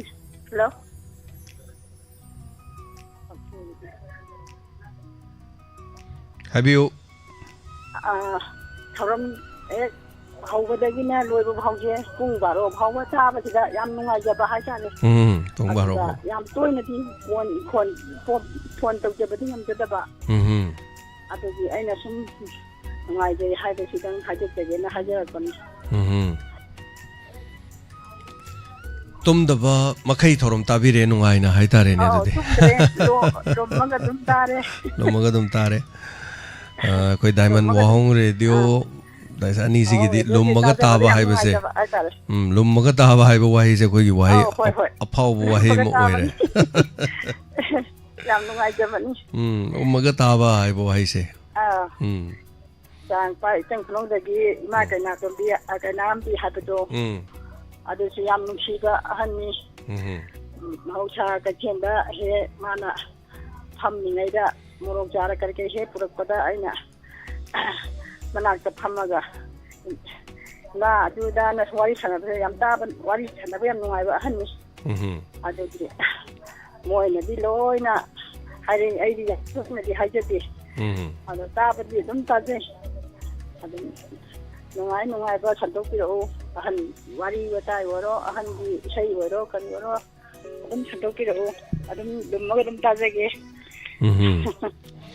ꯑꯗꯨ ꯍꯥꯏꯖꯒꯦ ꯇꯧꯔꯛꯄꯅꯤ ꯌꯥꯝ ꯅꯨꯡꯉꯥꯏꯖꯩ ꯑꯅꯟꯅ ꯊꯥꯒꯠꯆꯔꯤ ꯁꯔꯨꯒꯥꯕꯤꯔꯛꯄ ꯑꯁꯤꯒꯤꯗꯃꯛ ꯊꯥꯒꯠꯆꯔꯤ ꯑꯍꯜ ꯂꯃꯟꯒꯤ ꯅꯍꯥꯟꯋꯥꯏ ꯑꯩꯅ ꯅꯣꯠ ꯏꯁꯩ ꯅꯝꯍꯧꯕ ꯈꯔꯁꯨ ꯑꯗꯨꯝ ꯂꯩ ꯑꯩꯅ ꯏꯁꯩꯁꯤꯡꯁꯦ ꯅꯣꯠ ꯏꯁꯩꯁꯦ ꯊꯥꯗꯕꯅꯤ ꯊꯥꯗꯕꯒꯤ ꯃꯔꯝꯁꯤ ꯊꯥꯕꯒꯤ ꯃꯇꯝ ꯍꯥꯏꯕ ꯇꯥꯔꯦ ꯑꯩꯈꯣꯏꯅ ꯁꯤꯟꯗꯣꯛꯅꯒꯦ ꯇꯧꯕ ꯑꯌꯨꯛꯀꯤ ꯃꯇꯝꯗ ꯑꯌꯥꯝꯕ ꯊꯥꯒꯦ ꯇꯧꯕꯅꯤ ꯅꯣꯠ ꯏꯁꯩꯁꯤꯡꯁꯨ ꯃꯔꯣꯟ ꯂꯩꯖꯔꯤ ꯑꯗꯨꯅ ꯅꯍꯥꯟꯋꯥꯏ ꯑꯩꯅ ꯅꯝꯁꯟꯖꯍꯧꯕ ꯍꯥꯏꯕ ꯇꯥꯔꯦ ꯅꯣꯠ ꯏꯁꯩ ꯃꯌꯥꯝ ꯑꯃꯁꯨ ꯂꯩꯖꯔꯤ ꯈꯔꯁꯨ ꯑꯗꯨꯝ ꯊꯥꯔꯛꯅꯕ ꯍꯣꯠꯅꯖꯒꯦ ꯑꯌꯨꯛꯀꯤ ꯃꯇꯝꯗ ꯊꯥꯒꯠꯆꯔꯤ ꯊꯦꯡꯛ ꯌꯨ ꯁꯣ ꯃꯆ ꯃꯊꯪ ꯀꯣꯂꯔꯗ ꯈꯨꯗꯣꯡꯆꯥꯕ ꯄꯤꯖꯔꯤ ꯊꯧꯔꯝꯁꯤꯒꯤ ꯃꯇꯝ ꯈꯔ ꯂꯩꯖꯔꯤ ꯄꯨꯡ 3ꯗ ꯊꯧꯔꯝ ꯂꯣꯏꯁꯤꯟꯖꯒꯦ ꯑꯗꯨꯒ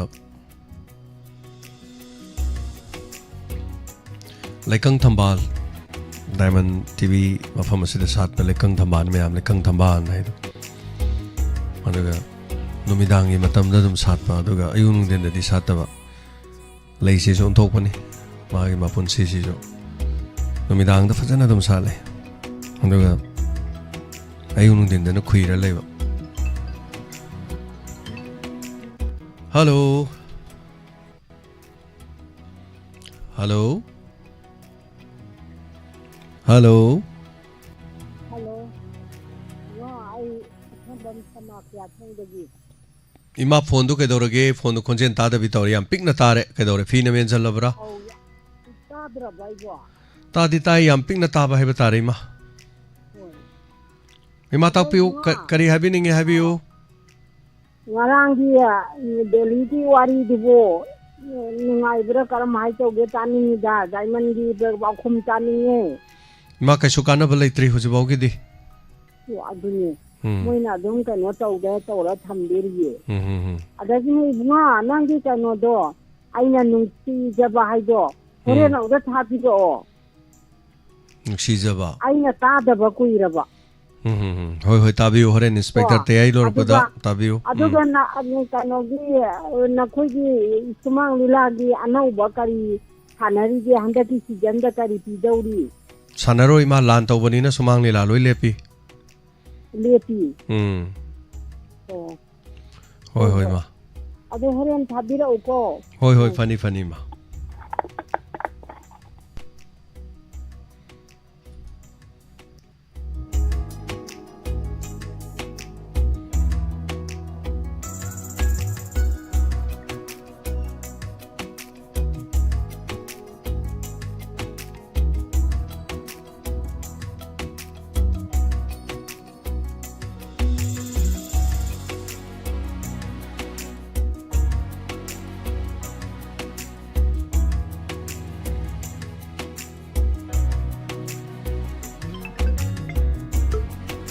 Hello.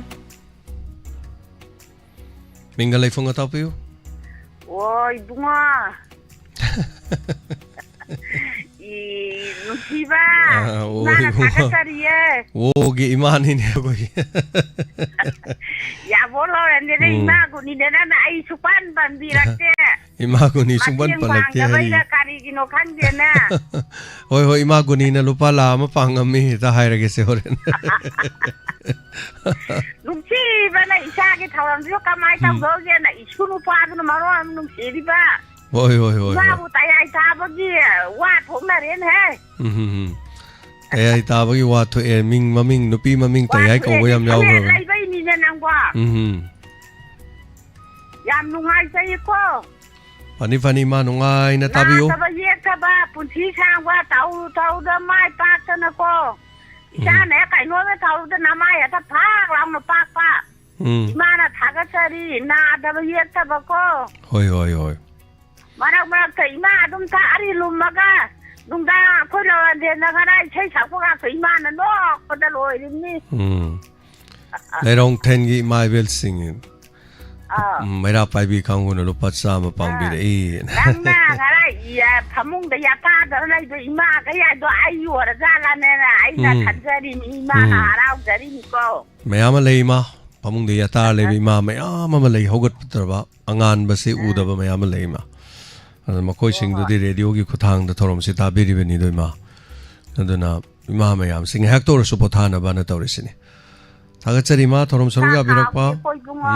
Hoi hoi hoi ma. Thaga chari ma yam ngai na ta bi ko ma guni. Thaga chari thorom saru ga bi rak pa sigidam. Azad Khan sanamahi latpadi hiang thang dana hena masing yam bane na tak pi rakhinga sai am bajai kanghan bi rak pa share to bi rak pa haiba tare ko. Dugidama yam nungai jai thagachari pisak salam asigi pokning warol aduki matik nungai jai tapiri koi gi ching tam amadi furup aikhoi amato oina ana pokning phongdo pirak sam nungai thagachari sumani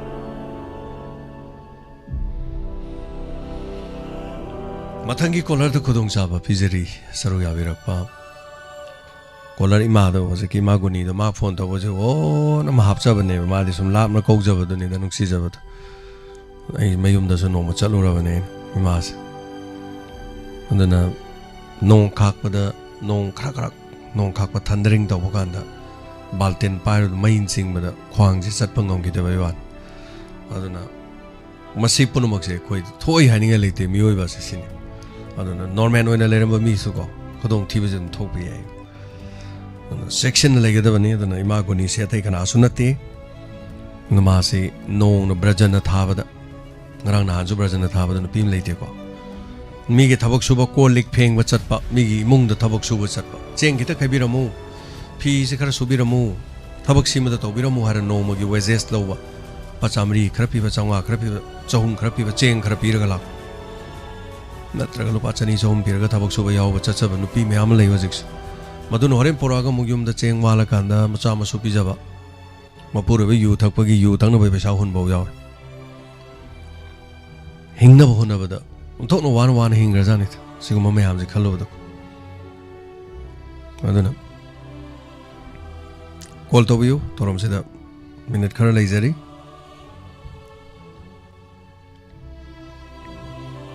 And Imagoni is a font over the oh, Isabu Comaito, oh, Namasu radio, Tazari, Natowin, the Mayam, the radio for Tava Gansida, Canano, Kandavaninico. Smito was some young when then Hanzo, Hydenico, Quichen, Amagi Matanga, Qui now, Mana, blind, or Zeribi known, as Magi Maram de Karahizage, my Maram the Dutos again.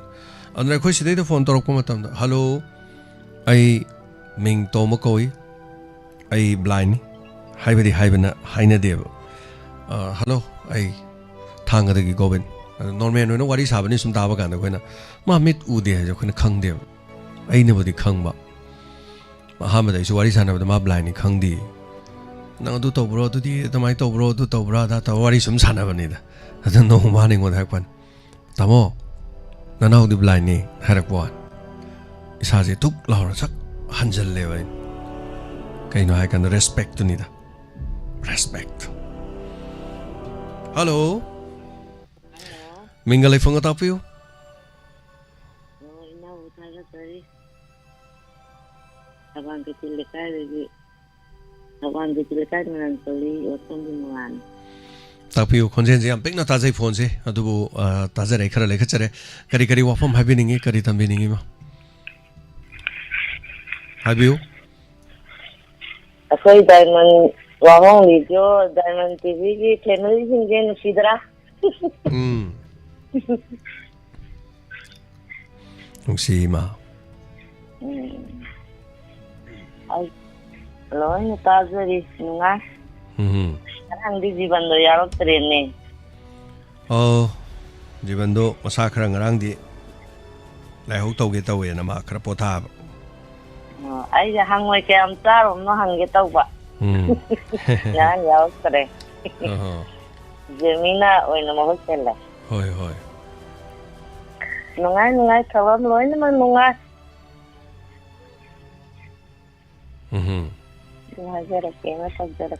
Nunga ina tabiu makoi mayam gida magtani honazariba. Say can but the Pandra Namu, Nirmalana, Okanda Anika, the Pandra. I tell the Pandra. Okay. Mayam Kalaka, Salas, Lointari.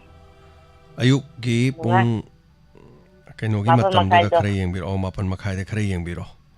Mapu Makadi, Pandra. Pandre. So, sweet of handling a day, Tawabu, Pandra. Okay. That's a guide. My young Honor, Tara Lore. So it's up hungry a day, Pandre. Handling a day, what in your Pandra. Yam Ganatawani Pandre, Haveni Artadico. Hoi ma, one of you got them no more Fangbalaksan. Fang the Fangre, no more diamond the Tolaga. Diamond direct color galores phone the Faudo record of the Horogo. Wait, I'm with the Panganida, there's a one Panga Karalepi, it is a lepsarin. Eh, Lepodonium. Funny today. We have no Mazere, Torom Saruga Birapa, and an Atagachari. Sidi Amoxo Yaripok the Tematabato no lay, Turian the Gifava, Lai Taroi. Namupu bire. Wati ma chai che chan marup mapang mayam haitare. Taro is it direct to the end of Harini, Siniamo. I may support it. Tagachari telang in the sing a teposo normal.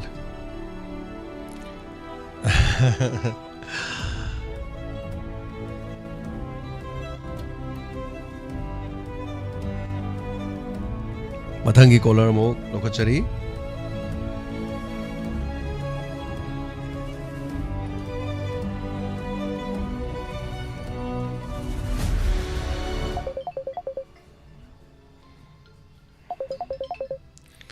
Ani function ay mukta da. Call si ko inauk Shakespeare na inauk Shakespeare na minute namatang ngai bi si ko ai call tang son Lokacharo re. Si pai jage inauk Shakespeare hold to bio. Hello. Call Paikat Piriba have you? Mingalai Fong have you? Hello? Hello? Chale have you? Ma, Thangre ni ko. Okay, now Shakespeare. Tap you. Now Shakespeare tabira bra.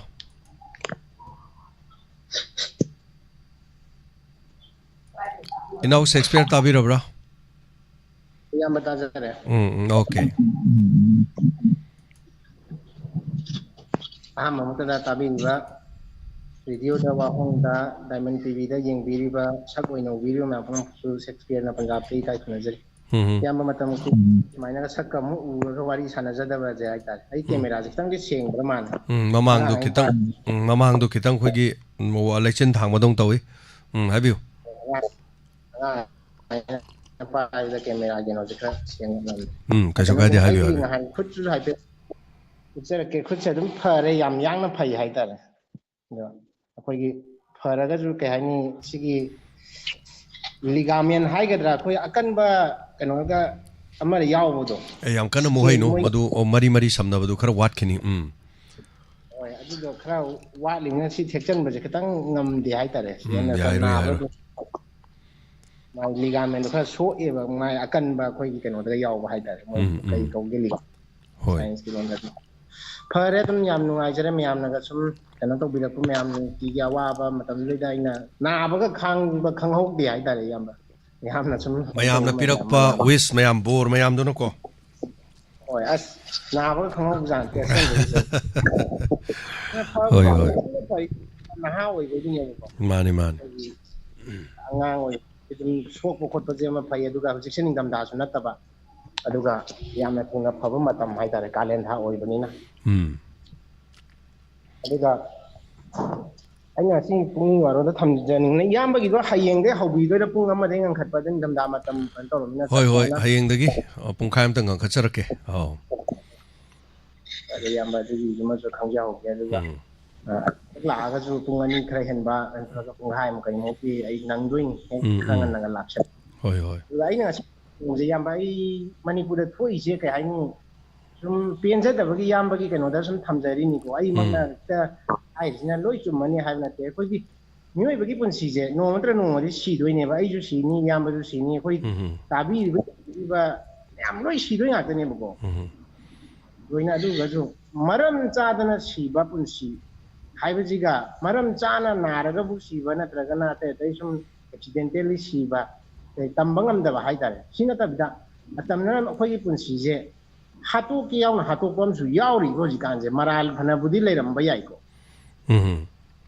ꯉꯁꯤꯁꯦ ꯑꯩꯅ ꯇꯧꯍꯟꯅꯤꯡꯗꯕ ꯉꯁꯤꯁꯨ ꯏꯝꯐꯥꯜ ꯃꯌꯣꯟꯗ ꯅꯨꯄꯤ ꯑꯃꯒꯤ ꯑꯣꯏꯒꯗꯧ ꯃꯥꯜꯂꯦ ꯆꯞ ꯆꯥꯅ date ꯕꯣꯗꯤꯗꯤ ꯅꯠꯇꯦ ꯈꯣꯡꯊꯥꯡꯅꯦꯕꯁꯨ ꯌꯥꯎꯕꯗ ꯀꯪꯂꯥ ꯃꯔꯤꯡꯁꯤꯗ ꯑꯁꯤꯕ ꯍꯛꯆꯥꯡ ꯑꯃ ꯇꯥꯎꯈꯠꯂꯛꯑꯦ ꯍꯥꯏꯔꯤꯌꯦ ꯅꯨꯄꯤꯗꯤ ꯃꯥꯜꯂꯦꯗꯤ ꯍꯥꯏꯅꯩꯌꯦꯕ ꯅꯨꯄꯤ ꯑꯣꯏꯕ ꯑꯩꯅ ꯍꯥꯏꯅ ꯃꯔꯝ ꯆꯥꯗꯅ ꯁꯤꯕꯁꯦ ꯉꯔꯥꯡ ꯅꯍꯥꯟꯁꯨ ꯐꯨꯔꯒ ꯁꯤꯕ ꯑꯃꯁꯨ ꯌꯥꯎꯔꯦ ꯐꯅꯌꯥꯝꯅ ꯐꯠꯇꯕꯗꯤ ꯇꯧꯔꯝꯕ ꯌꯥꯏ ꯑꯗꯨ ꯃꯥꯒꯤ ꯃꯔꯥꯜꯒꯤ ꯃꯇꯨꯡ ꯏꯟꯅ ꯗꯟꯗꯤ ꯄꯤꯕ ꯑꯣꯏꯔꯒꯁꯨ ꯁꯤꯅꯕ ꯐꯨꯕ ꯅꯠꯇ꯭ꯔꯒꯅ ꯃꯔꯥꯜꯒꯤ ꯃꯇꯨꯡ ꯏꯟꯅ ꯁꯤꯕ ꯆꯩꯔꯥꯛ ꯄꯤꯕ ꯑꯣꯏꯔꯣ ꯈꯤꯇꯪ ꯌꯦꯡꯍꯟꯅꯤꯡꯉꯦ ꯍꯥꯏꯇꯥꯔꯦ ꯑꯩꯈꯣꯏ ꯑꯃꯅ ꯃꯔꯥꯜ ꯂꯩ ꯍꯥꯏꯕꯗꯤ ꯑꯩꯁꯨ ꯑꯗꯨꯝ ꯑꯩꯒꯤ ꯑꯁꯣꯏꯕ ꯑꯗꯨꯝ ꯂꯩꯔꯝꯒꯅꯦꯕ ꯏꯌꯥꯝꯕꯒꯤꯁꯨ ꯑꯗꯨꯝ ꯑꯁꯣꯏꯕ ꯃꯆꯥ ꯃꯆꯥ ꯃꯥꯒꯤ ꯋꯥꯔꯤꯕꯨ ꯏꯌꯥꯝꯕꯀꯣ ꯑꯩꯈꯣꯏꯗ ꯑꯣꯏꯅ ꯕ꯭ꯂꯦꯝ ꯇꯧꯔꯀꯥꯟꯗ ꯑꯗꯣ ꯑꯩꯅ ꯍꯥꯏꯖꯅꯤꯡꯉꯤꯅ ꯃꯔꯝ ꯆꯥꯕꯗ ꯑꯣꯏꯔꯒꯗꯤ ꯁꯤꯕ ꯌꯥꯔꯦꯕ ꯁꯦꯡꯅ ꯍꯥꯏꯔꯒ ꯃꯤꯑꯣꯏꯕꯒꯤ ꯏꯖꯠ ꯍꯟꯖꯤꯟ ꯍꯟꯖꯤꯟ ꯇꯦꯝꯁꯤꯡꯅꯔꯕ 4ꯔꯛ 5 ꯇꯦꯝꯁꯤꯡꯅꯕꯗꯨꯅ ꯍꯤꯡꯅ ꯊꯝꯕ ꯑꯗꯨ ꯀꯩꯁꯨ ꯅꯠꯇꯕ ꯑꯃꯅ ꯑꯩꯈꯣꯏꯒꯤ ꯁꯤꯕꯩ ꯆꯩꯔꯥꯛꯀ ꯄꯤꯕꯁꯦ ꯃꯔꯝ ꯆꯥꯗꯕ ꯃꯥꯜꯂꯦ ꯍꯥꯏꯇꯥꯔꯦ ꯑꯦꯛꯖꯥꯝꯄꯜ ꯑꯩꯅ ꯍꯥꯏꯖꯔꯤꯁꯦ ꯁꯤꯗꯩꯗ ꯑꯃꯒꯤ ꯋꯥꯟꯇꯦ ꯑꯗꯣ ꯁꯨꯃꯥꯏꯅ ꯁꯨꯝ ꯇꯧꯕꯁꯤꯗ ꯑꯩꯅ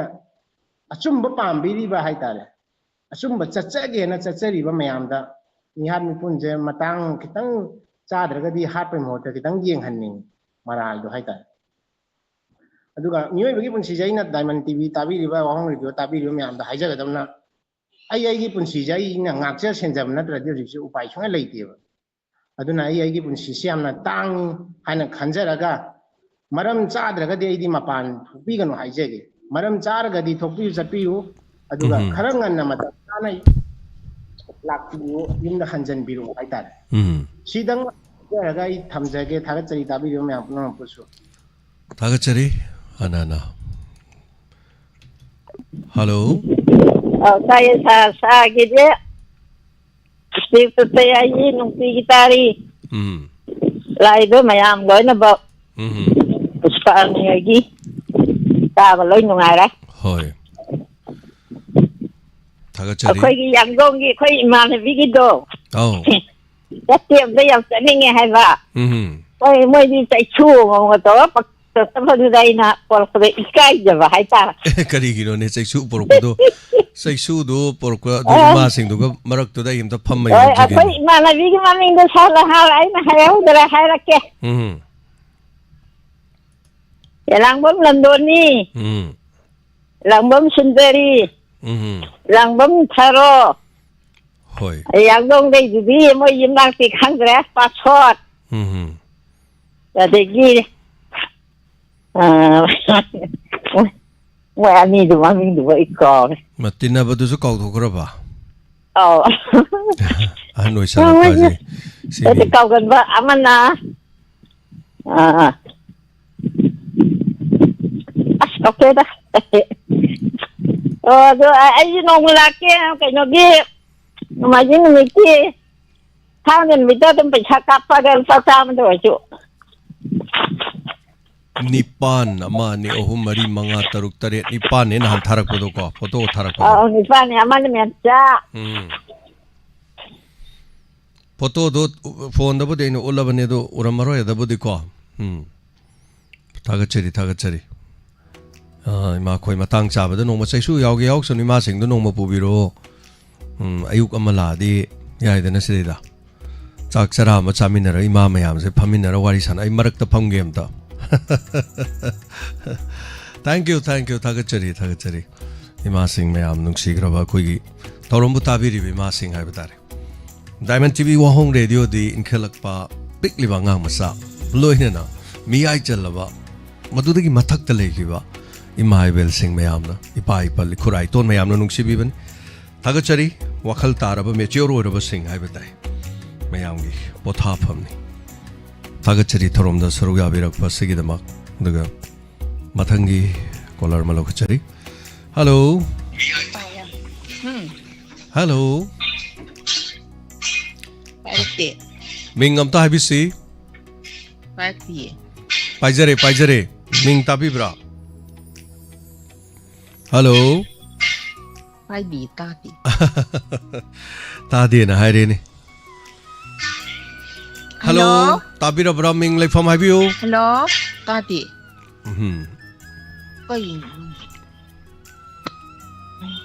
Tapi bro Hai Oh adu Ming am ta habisi Hello sa kanu ni sa enzi ming sa ni Nào lắm không đấy nhỉ Oh adu madam tadi na hai bu tapi bra Ta re sa go se mu Yam nuai jare tapiu kari happening ba Tao lúc tao quy lên nó chung nông hạt đầu chứ tao kiến tao là quần như sao Yai cái zoom ta kai di nó sao chứ khurun jadi ko ada jelas teman yang lebih berat dan jadi yang sebelum lúc tao sao Hoi Cái hai đứa nó khăng đi Yang hai không bao giờ hay chứ hay giờ đi Hoi adu bo khoi ki thorom chang nai na dum ta biri ko Tai Ta di kuning waran je tai sa tho je nong phon pura sa lu sa tho ini ba Hoi Biak ta phon pura lo to ta rin Mateng su dum lep tan dum to bi rei mateng khara su ko dum nuai jai Hoi de sumanga ma khara tong je bo wa ni sa ado kan je tang ge handaki lo rem ban be da to Be da be ti ha ban tro Mani Adi ni tai kon na tong ni ha dai hai ngata hang si je Hoi Yang ma khara de dum thajara ke sa Funny Kun si je ka sunate da khara ngaming je khara mateng pa Yang ma tau ba je ngam na nate Hoi Ko ni to lop sa ai ka nom hai gi ni Sa na nya ku ju mang ka kwak si pai ka to Ai se bi chempu lain de sa hitra ti mu param na ne ba ko Bi chempu ga gi hostan de gi ko Ai ang gi palis polio gi se ko Hoi Kwak si pai ga ku ju mang ka se e dia ani ja in pu li ne ba Adu di lam chi pha pu bi ra mani mung manung adai gi mi ga loi khangam dong wa le yam Loi khang ye ya loi na Ai su Kojuman classified da Kojuman classified da sat ka do ba akhoi na hai tare adu gi Tapiu adu hana adu da lering ai da kari to biram ba kari habisu Ai di stop na o German ne ba Hoi Ai di sembulan di sa hitra te train pan tam ne ko Ai dum da Kojuman ga classified area se ai ni pu ba ko jadi 2006 da gi na je ho stan da la ba ko da ai na sa na hamu cái nôm hai cái này bà qua xí phái cái khơi mang người sẽ đi kinh doanh này bị yam hấp ấy cái hai bữa đó mani ở đây thì mi sum khơi radio tabi bị yam lại cái đó nên ấy này sao phải được nôm hấp cái này bà qua mỗi mấy em nào ai bù cũng cầm để khơi mi kinh doanh mà nó tâm nó khơi hơi duyên nè anh ấy ăn khơi sao không đúng rồi đúng sao không cầm đấy lấy cái nó yên thuê bữa sáng ấy chứ mani đó relief camp đó cái chất pakan đó relief camp đó mana masing nó khơi sai đi hậu giờ để vậy em nào aduna relief camp da mana masing khare yaw ji na hai kan da madam binodini hoi adagi ata ichal mayam lai gare che mayam lai gare dai gi mayam se pere khoi naw gobind ga toro mai bhen du da hap chalaga ba as pung sang ba jani da ada mai do kobi ga du mayam pira ga ngasai relief camp da pira madugi ngasai gi sel du na ta bachana thak da mana masing gi pira magi nungai ba do ada moi mayam pu bi re pik thana khoi gi so hapi re moi gi so pi bi tapiu tai kari Cái đó sao cái nó như nè nơi gì cái Shakespeare thật cái nó quá hoi à đấy cái dàn khai đi bên quá mỗi gì quang ngang xem hay à quá mỗi gì quan nào xin ngang cái em tạm bên ngoài bên đó quá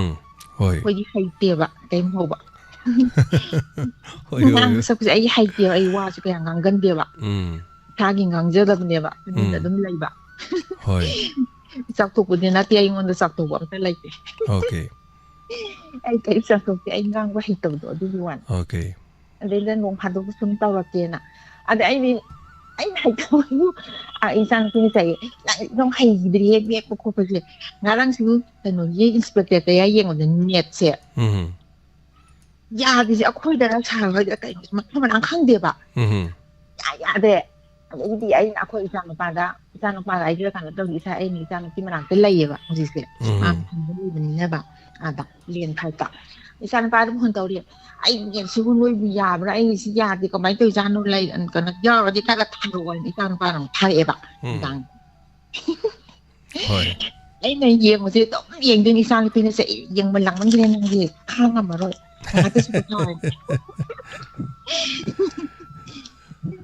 ꯍꯣꯏ ꯁꯥꯔ Thank you ꯊꯥꯒꯠꯆꯔꯤ madam ꯍꯣꯏ ꯍꯣꯏ ꯑꯇꯩꯗꯤ ꯂꯣꯏ ꯅꯨꯡꯉꯥꯏꯔꯤꯀꯣ ꯑꯗꯣ ꯑꯩꯗꯤ ꯀꯩ ꯍꯥꯏꯗꯣꯏꯅꯣ ꯈꯪꯗꯦ ꯂꯩꯕꯥꯛꯀꯤ ꯋꯥ ꯉꯥꯡꯕꯁꯨ ꯍꯩꯖꯗꯦ ꯑꯃꯁꯨ ꯍꯩꯖꯗꯦ ꯀꯩꯃꯧꯕ ꯍꯣꯏ ꯁꯨꯝ ꯇꯥꯔꯦꯅ ꯁꯥꯔꯗ ꯁꯨꯝ ꯈꯪꯍꯟꯖꯔꯛꯄ ꯋꯥꯅꯤ ꯊꯥꯒꯠꯆꯔꯤ ꯌꯥꯝ ꯅꯨꯡꯉꯥꯏꯖꯩ ꯇꯥꯛꯄꯤꯔꯛꯄꯀꯣ ꯍꯣꯏ ꯊꯝꯖꯔꯒꯦ ꯁꯥꯔ ꯑꯇꯩ ꯐꯅꯤ ꯃꯥꯡꯖꯔꯤꯁꯅꯨ ꯊꯥꯒꯠꯆꯔꯤ ꯃꯇꯝꯁꯨ ꯌꯥꯝꯗ꯭ꯔꯦ ꯁꯥꯔ ꯁꯔꯠ ꯃꯩꯇꯩ ꯑꯣꯟꯂꯥꯏꯟ ꯔꯦꯗꯤꯑꯣꯗ ꯌꯥꯗꯦ ꯑꯇꯩꯗꯤ ꯌꯥꯏꯅ ꯇꯥꯛꯄꯤꯔꯛꯏ ꯌꯦꯁ ꯏꯟꯇꯔꯅꯦꯠꯁꯤ ꯑꯩꯈꯣꯏ ꯑꯣꯟꯂꯥꯏꯟ ꯔꯦꯗꯤꯑꯣꯒꯤꯁꯤ ꯉꯥꯏꯍꯥꯛꯇꯪ ꯌꯥꯈꯤꯗ꯭ꯔꯦ ꯑꯗꯨꯅ ꯑꯃꯨꯛ ꯑꯩꯈꯣꯏꯒꯤ ꯋꯥꯍꯪ ꯔꯦꯗꯤꯑꯣꯗ ꯇꯥꯕꯤꯕꯗꯁꯨ ꯑꯄꯟꯕ ꯁꯣꯏꯗꯅ ꯊꯣꯛꯑꯃꯅꯤ ꯑꯗꯨꯅ ꯃꯈꯥ ꯇꯥꯕ ꯊꯧꯔꯝꯕꯨꯗꯤ ꯑꯃꯨꯛ ꯊꯥꯖꯔꯤ ꯑꯗꯨ ꯔꯦꯗꯤꯑꯣꯗ ꯑꯩꯈꯣꯏꯒꯤ ꯏꯟꯇꯔꯅꯦꯠꯀꯤ ꯁꯤꯒꯅꯦꯜꯁꯤ ꯌꯥꯈꯤꯗꯕ ꯍꯥꯏꯕ ꯇꯥꯔꯦ ꯑꯗꯨꯅ ꯈꯤꯇꯪ ꯂꯣꯁ ꯑꯣꯏꯔꯛꯄꯅꯤ ꯃꯇꯝꯁꯨ ꯂꯣꯏꯁꯜꯂꯦ ꯃꯤꯅꯠ 4 ꯂꯩꯖꯔꯤ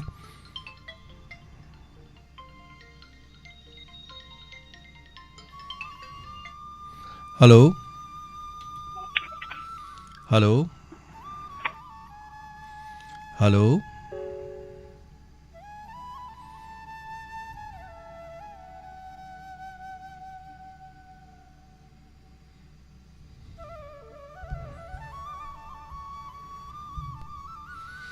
Call se tanadre. Maramuduna. Amuk try tawiro.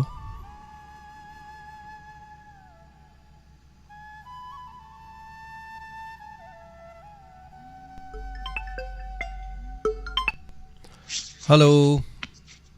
Hello, sir. Salam noksari. Sir, ikai kumnazari, sir. Ikai kumnazari. Sir, kano yam nungai bam na ne sir ko gi Diamond TV gi mel wa hong radio gi sidane. Kano leima pukom da lei ba ko gi kulon na lei ba kabui kunje. Chi ko gi mitai gi mingje ayam ba na loi kawe ba. Daina ise ko no Diamond TV gi aina ꯏꯆꯦꯒꯤ ꯐꯣꯟꯗꯣ ꯀꯩꯅꯣ ꯄꯨꯛꯅꯤꯡꯒꯤ ꯋꯥꯔꯣꯜ inspector ꯇꯌꯥꯏꯒ ꯇꯥꯕ꯭ꯔꯅ ꯍꯥꯏ ꯑꯗ ꯃꯥꯁꯨ ꯑꯗꯨꯝ ꯇꯥꯏꯅꯦ ꯅꯪꯅ ꯉꯥꯡꯕꯒꯥꯗꯣ ꯅꯪꯅ ꯏꯁꯩ ꯁꯛꯄꯒꯥꯗꯣ ꯂꯣꯏꯅ ꯇꯥꯏꯅꯦꯅ ꯍꯥꯏꯌꯦ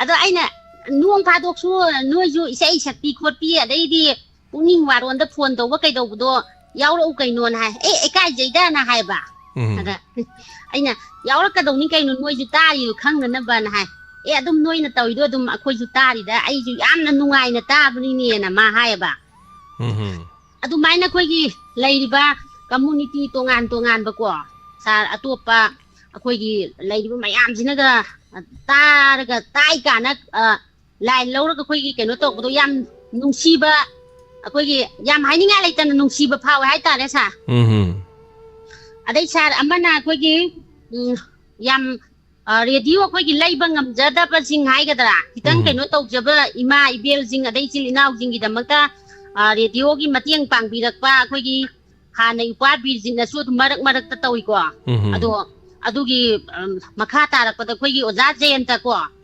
ꯑꯗꯒꯤ ꯏꯄꯥ ꯑꯣꯏꯒꯗ꯭ꯔꯥ ꯀꯩꯅꯣ ꯑꯩꯈꯣꯏ ꯄꯔꯩꯍꯟꯕ ꯍꯥꯏꯗꯥꯏ ꯉꯁꯥꯏꯒꯤꯗꯣ ꯁꯥꯔ ꯃꯥꯅꯤ ꯃꯈꯣꯏꯅꯒ ꯉꯁꯥꯏꯒꯤ ꯀꯩꯅꯣꯁꯤ ꯃꯌꯥꯝꯒꯤ ꯇꯥꯕꯤꯔꯤꯕ ꯃꯌꯥꯝꯁꯦ ꯄ꯭ꯔꯣꯃꯣꯠ ꯇꯧꯕ ꯑꯣꯏꯅꯒ ꯔꯦꯗꯤꯑꯣꯁꯦ ꯁꯨꯃꯥꯏꯅ ꯂꯩꯕ ꯉꯝꯖꯗꯕꯁꯤꯡꯗ ꯑꯩꯈꯣꯏꯒꯤ ꯃꯇꯦꯡ ꯄꯥꯡꯒꯦꯒ ꯊꯣꯛꯂꯛꯄ ꯁꯤꯒꯨꯝꯕ ꯑꯩꯈꯣꯏꯒꯤ ꯐꯦꯃꯤꯂꯤꯁꯤꯗ ꯃꯥꯏ ꯑꯉꯝꯕ ꯀꯦꯄꯥꯁꯤꯇꯤꯗ ꯊꯣꯛꯄꯤꯔꯛꯄꯁꯦ ꯌꯥꯝ ꯊꯥꯒꯠꯆꯅꯤꯡꯉꯤ ꯁꯥꯔ ꯑꯗꯨꯒ ꯏꯔꯣꯏ ꯂꯣꯏꯕꯗ ꯁꯥꯔ ꯑꯩꯅ ꯁꯥꯔꯒꯤ ꯑꯩꯈꯣꯏꯒꯤ ꯀꯩꯅꯣꯁꯤꯗ ꯁꯥꯔꯒꯤ ꯏꯁꯥꯁꯤꯗ ꯌꯥꯝ ꯐꯖꯕ ꯖꯒꯥ ꯑꯃ ꯌꯥꯎꯔꯤꯌꯦ ꯁꯤꯁꯦ ꯑꯩꯁꯦ ꯑꯝꯇ ꯊꯥꯒꯠꯀꯦ ꯇꯧꯔꯒ ꯃꯁꯤ ꯑꯇꯩ ꯑꯇꯩꯁꯤꯅ ꯑꯩꯈꯣꯏꯒꯤ ꯃꯥꯏꯊꯣꯡꯁꯤꯗꯤ ꯁꯥꯔ ꯃꯤꯑꯣꯏꯕ ꯑꯃꯒ ꯑꯃꯠꯇ ꯃꯥꯟꯅꯗꯦꯀꯣ ꯍꯣꯏ ꯂꯥꯏꯅ ꯁꯥꯔꯛꯄꯅꯤ ꯑꯗꯨ ꯑꯣꯏꯔꯁꯨ ꯁꯥꯔꯗ ꯌꯥꯝ ꯐꯖꯔꯤꯁꯦ ꯑꯩꯈꯣꯏꯒꯤ ꯁꯥꯔꯒꯤ ꯍꯤꯌꯔꯁꯦ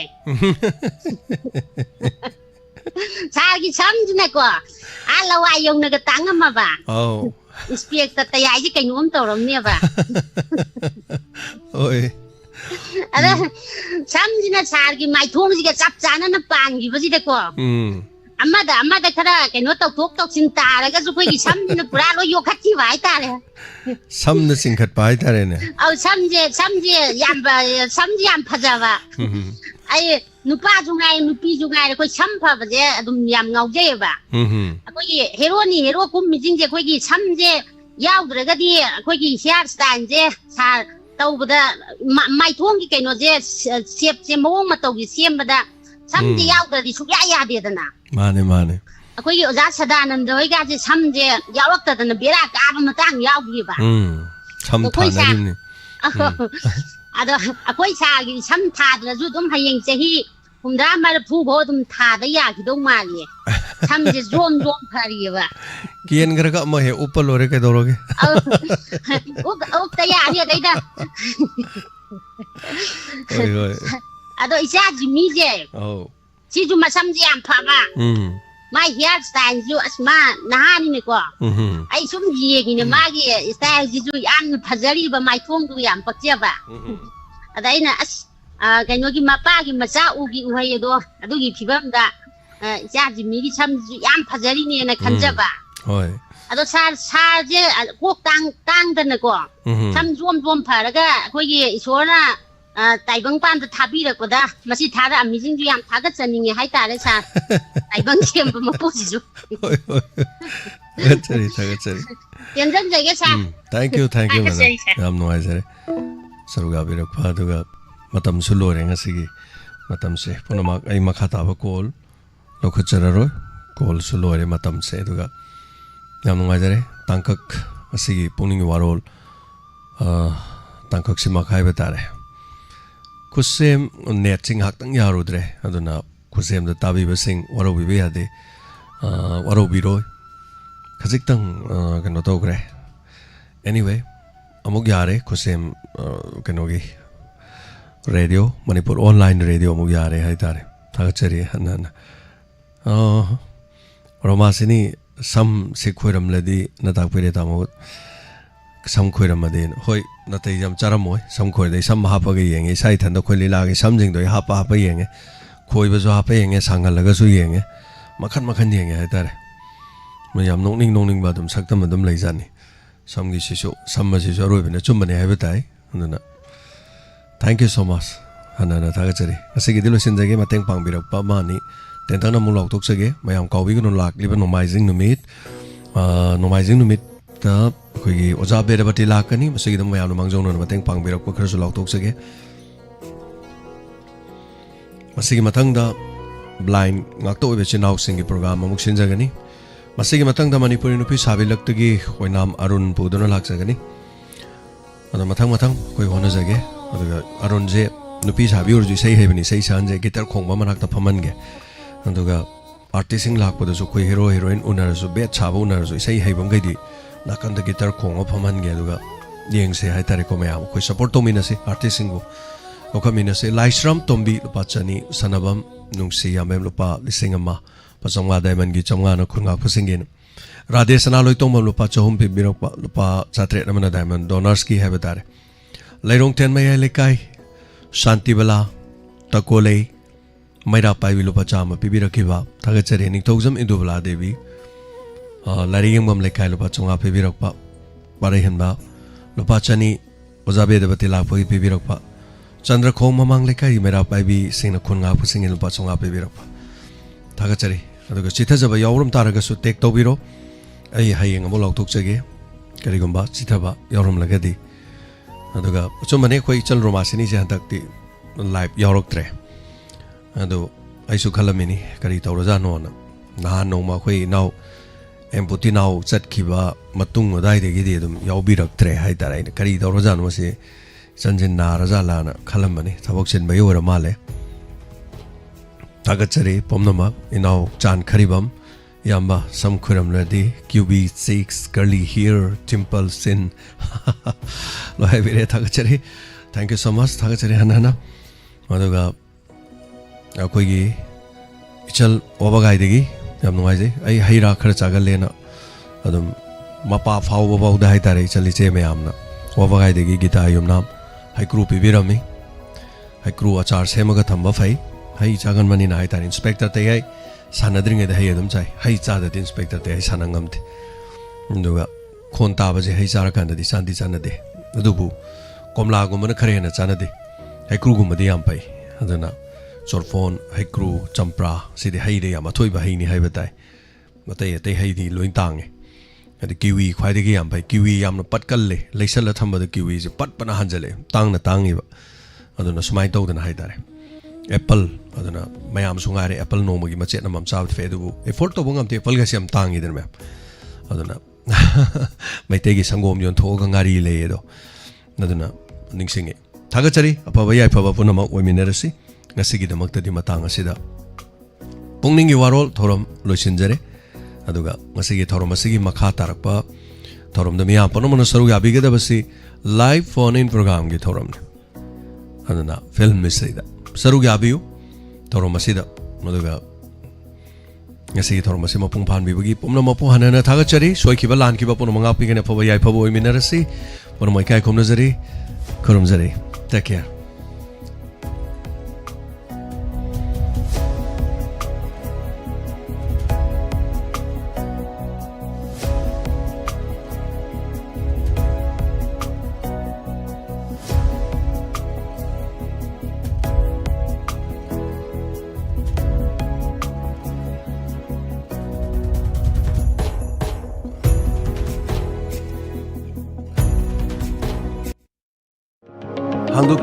Hangdukchari Ayush Healing Point Armani Building Pakhang Lapam Pareng Kaksing Khunyai Lekai Mapam Masida Ayush ki laing bagi khudong saba phangbiragani loinana makhal khudimaki therapy tobagi khudong saba su phangbigani therapy makhal sing adudi homeopathic consultation yoga and naturopathic consultation Ayush medicine acupuncture massage therapy yoga therapy steam bath, ultrasound therapy, interferential therapy, infrared therapy, vibromassage, back therapy, weight loss therapy, asina sima makal kaya therapy sing phangbigan. Loinana liver ki anaba amadi kidney da nung leiba, amadi tonsillitis, skin ki problem, loinana nupi ki anaba sing amadi anxiety stress, tumba yada basina singba sigi lahingi khudong saba pijari.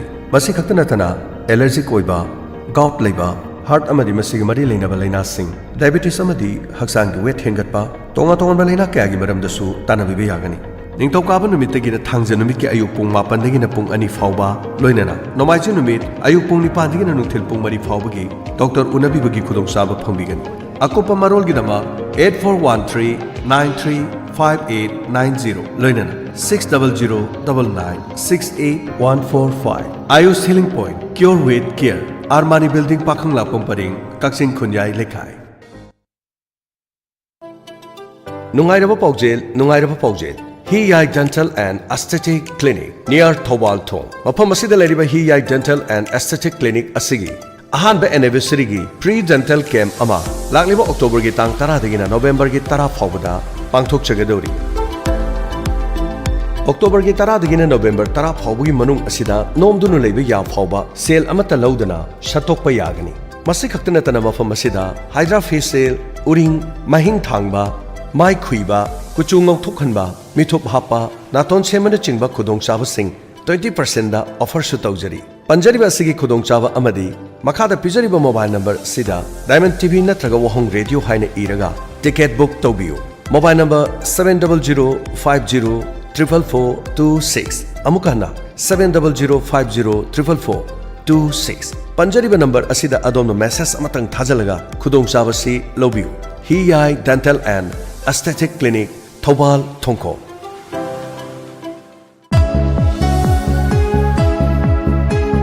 English Singani Taragi, State Awardee, Amadi, English Singani Tarama Paningi, Ambedkar National Awardee, Ibem Sana Embroidery Wool Knitting, Kam Vocational Training Center, Kwakatel Nganapi Thong Mapalna, ꯑꯈꯟꯅꯅ ꯁꯨꯐꯝ ꯅꯣꯝꯐꯝ ꯈꯪꯗ꯭ꯔꯕ ꯃꯤꯑꯣꯏ ꯀꯌꯥꯒꯤꯗꯃꯛ ꯆꯠꯂꯤꯕ ꯆꯍꯤ 2024ꯒꯤ October ꯊꯥꯗꯒꯤ ꯍꯧꯗꯨꯅ ꯊꯥ ꯑꯍꯨꯝꯒꯤ ꯑꯣꯏꯕ embroidery, wool knitting, tailoring amadi mosquito net tubagi training ama hauzaragani. Arapa miyoisinggidamak hostelgi khudong chabasu pizari. October thadagi yawba nangaudrabasu marakta anauba batch ama semduna tamannabagi thaurangsu tawjari. Training loiraba miyoisingna embroidery center asida staff ama oina laiduna makoi gi senthok lambi lainanabagi khudong chabasu pizari. Pambi ba miyoisingna makhada pizariba contact number asida pau phaubiyo 700543821 9233835693 lengsin birau akaknaba sit masingni khudong chaba si manghanbigano adom matam chupada IBM Sana Embroidery Wool Knitting Cum Vocational Training Center Kwakethel nganapi thong mapalna thong launa hangduna thamjari National amadi State Awardee MDJia ulak pusamna makhada pizariba layong sing asi layangjari manung changba yadaba manung changbada changnaidaba manung changbada matam kuina changba Sauzananthaba amangthong mayada pomba amangthong manungda pomba amangthong da makhun hulaga naijaba pistula amangthong gi akoibada maring chatlaga hagajaba puk nungshit kaba gastric problem leiba e taba chikpa naba tonsil sinus asma khwang naba thagi khongkap chang naidaba fingau chatba singli nauri sonthaba asina singbasing layangjari ba mafam singdi Kekru Bila North AOC opposite Kekru Part Imphal ayuki pung 10 dagina nungthil gi pung 5 fauba mayang Imphal Kochak Bazar da ayuki pung 6 dagi ayuki pung 9 fauba Yaripok Bamo Laikai Kabarstan Road Thangja numit amasung yumsakaisa khudingi ayuki pung 10 dagi nungthil gi pung 3 fauba Jumi Colony Old Bazar near Muslim Masjid Sisipur akupa marol gi damak contact tawbiu MDJia ulak pusham 8414825323 amuk danghanna 8414825323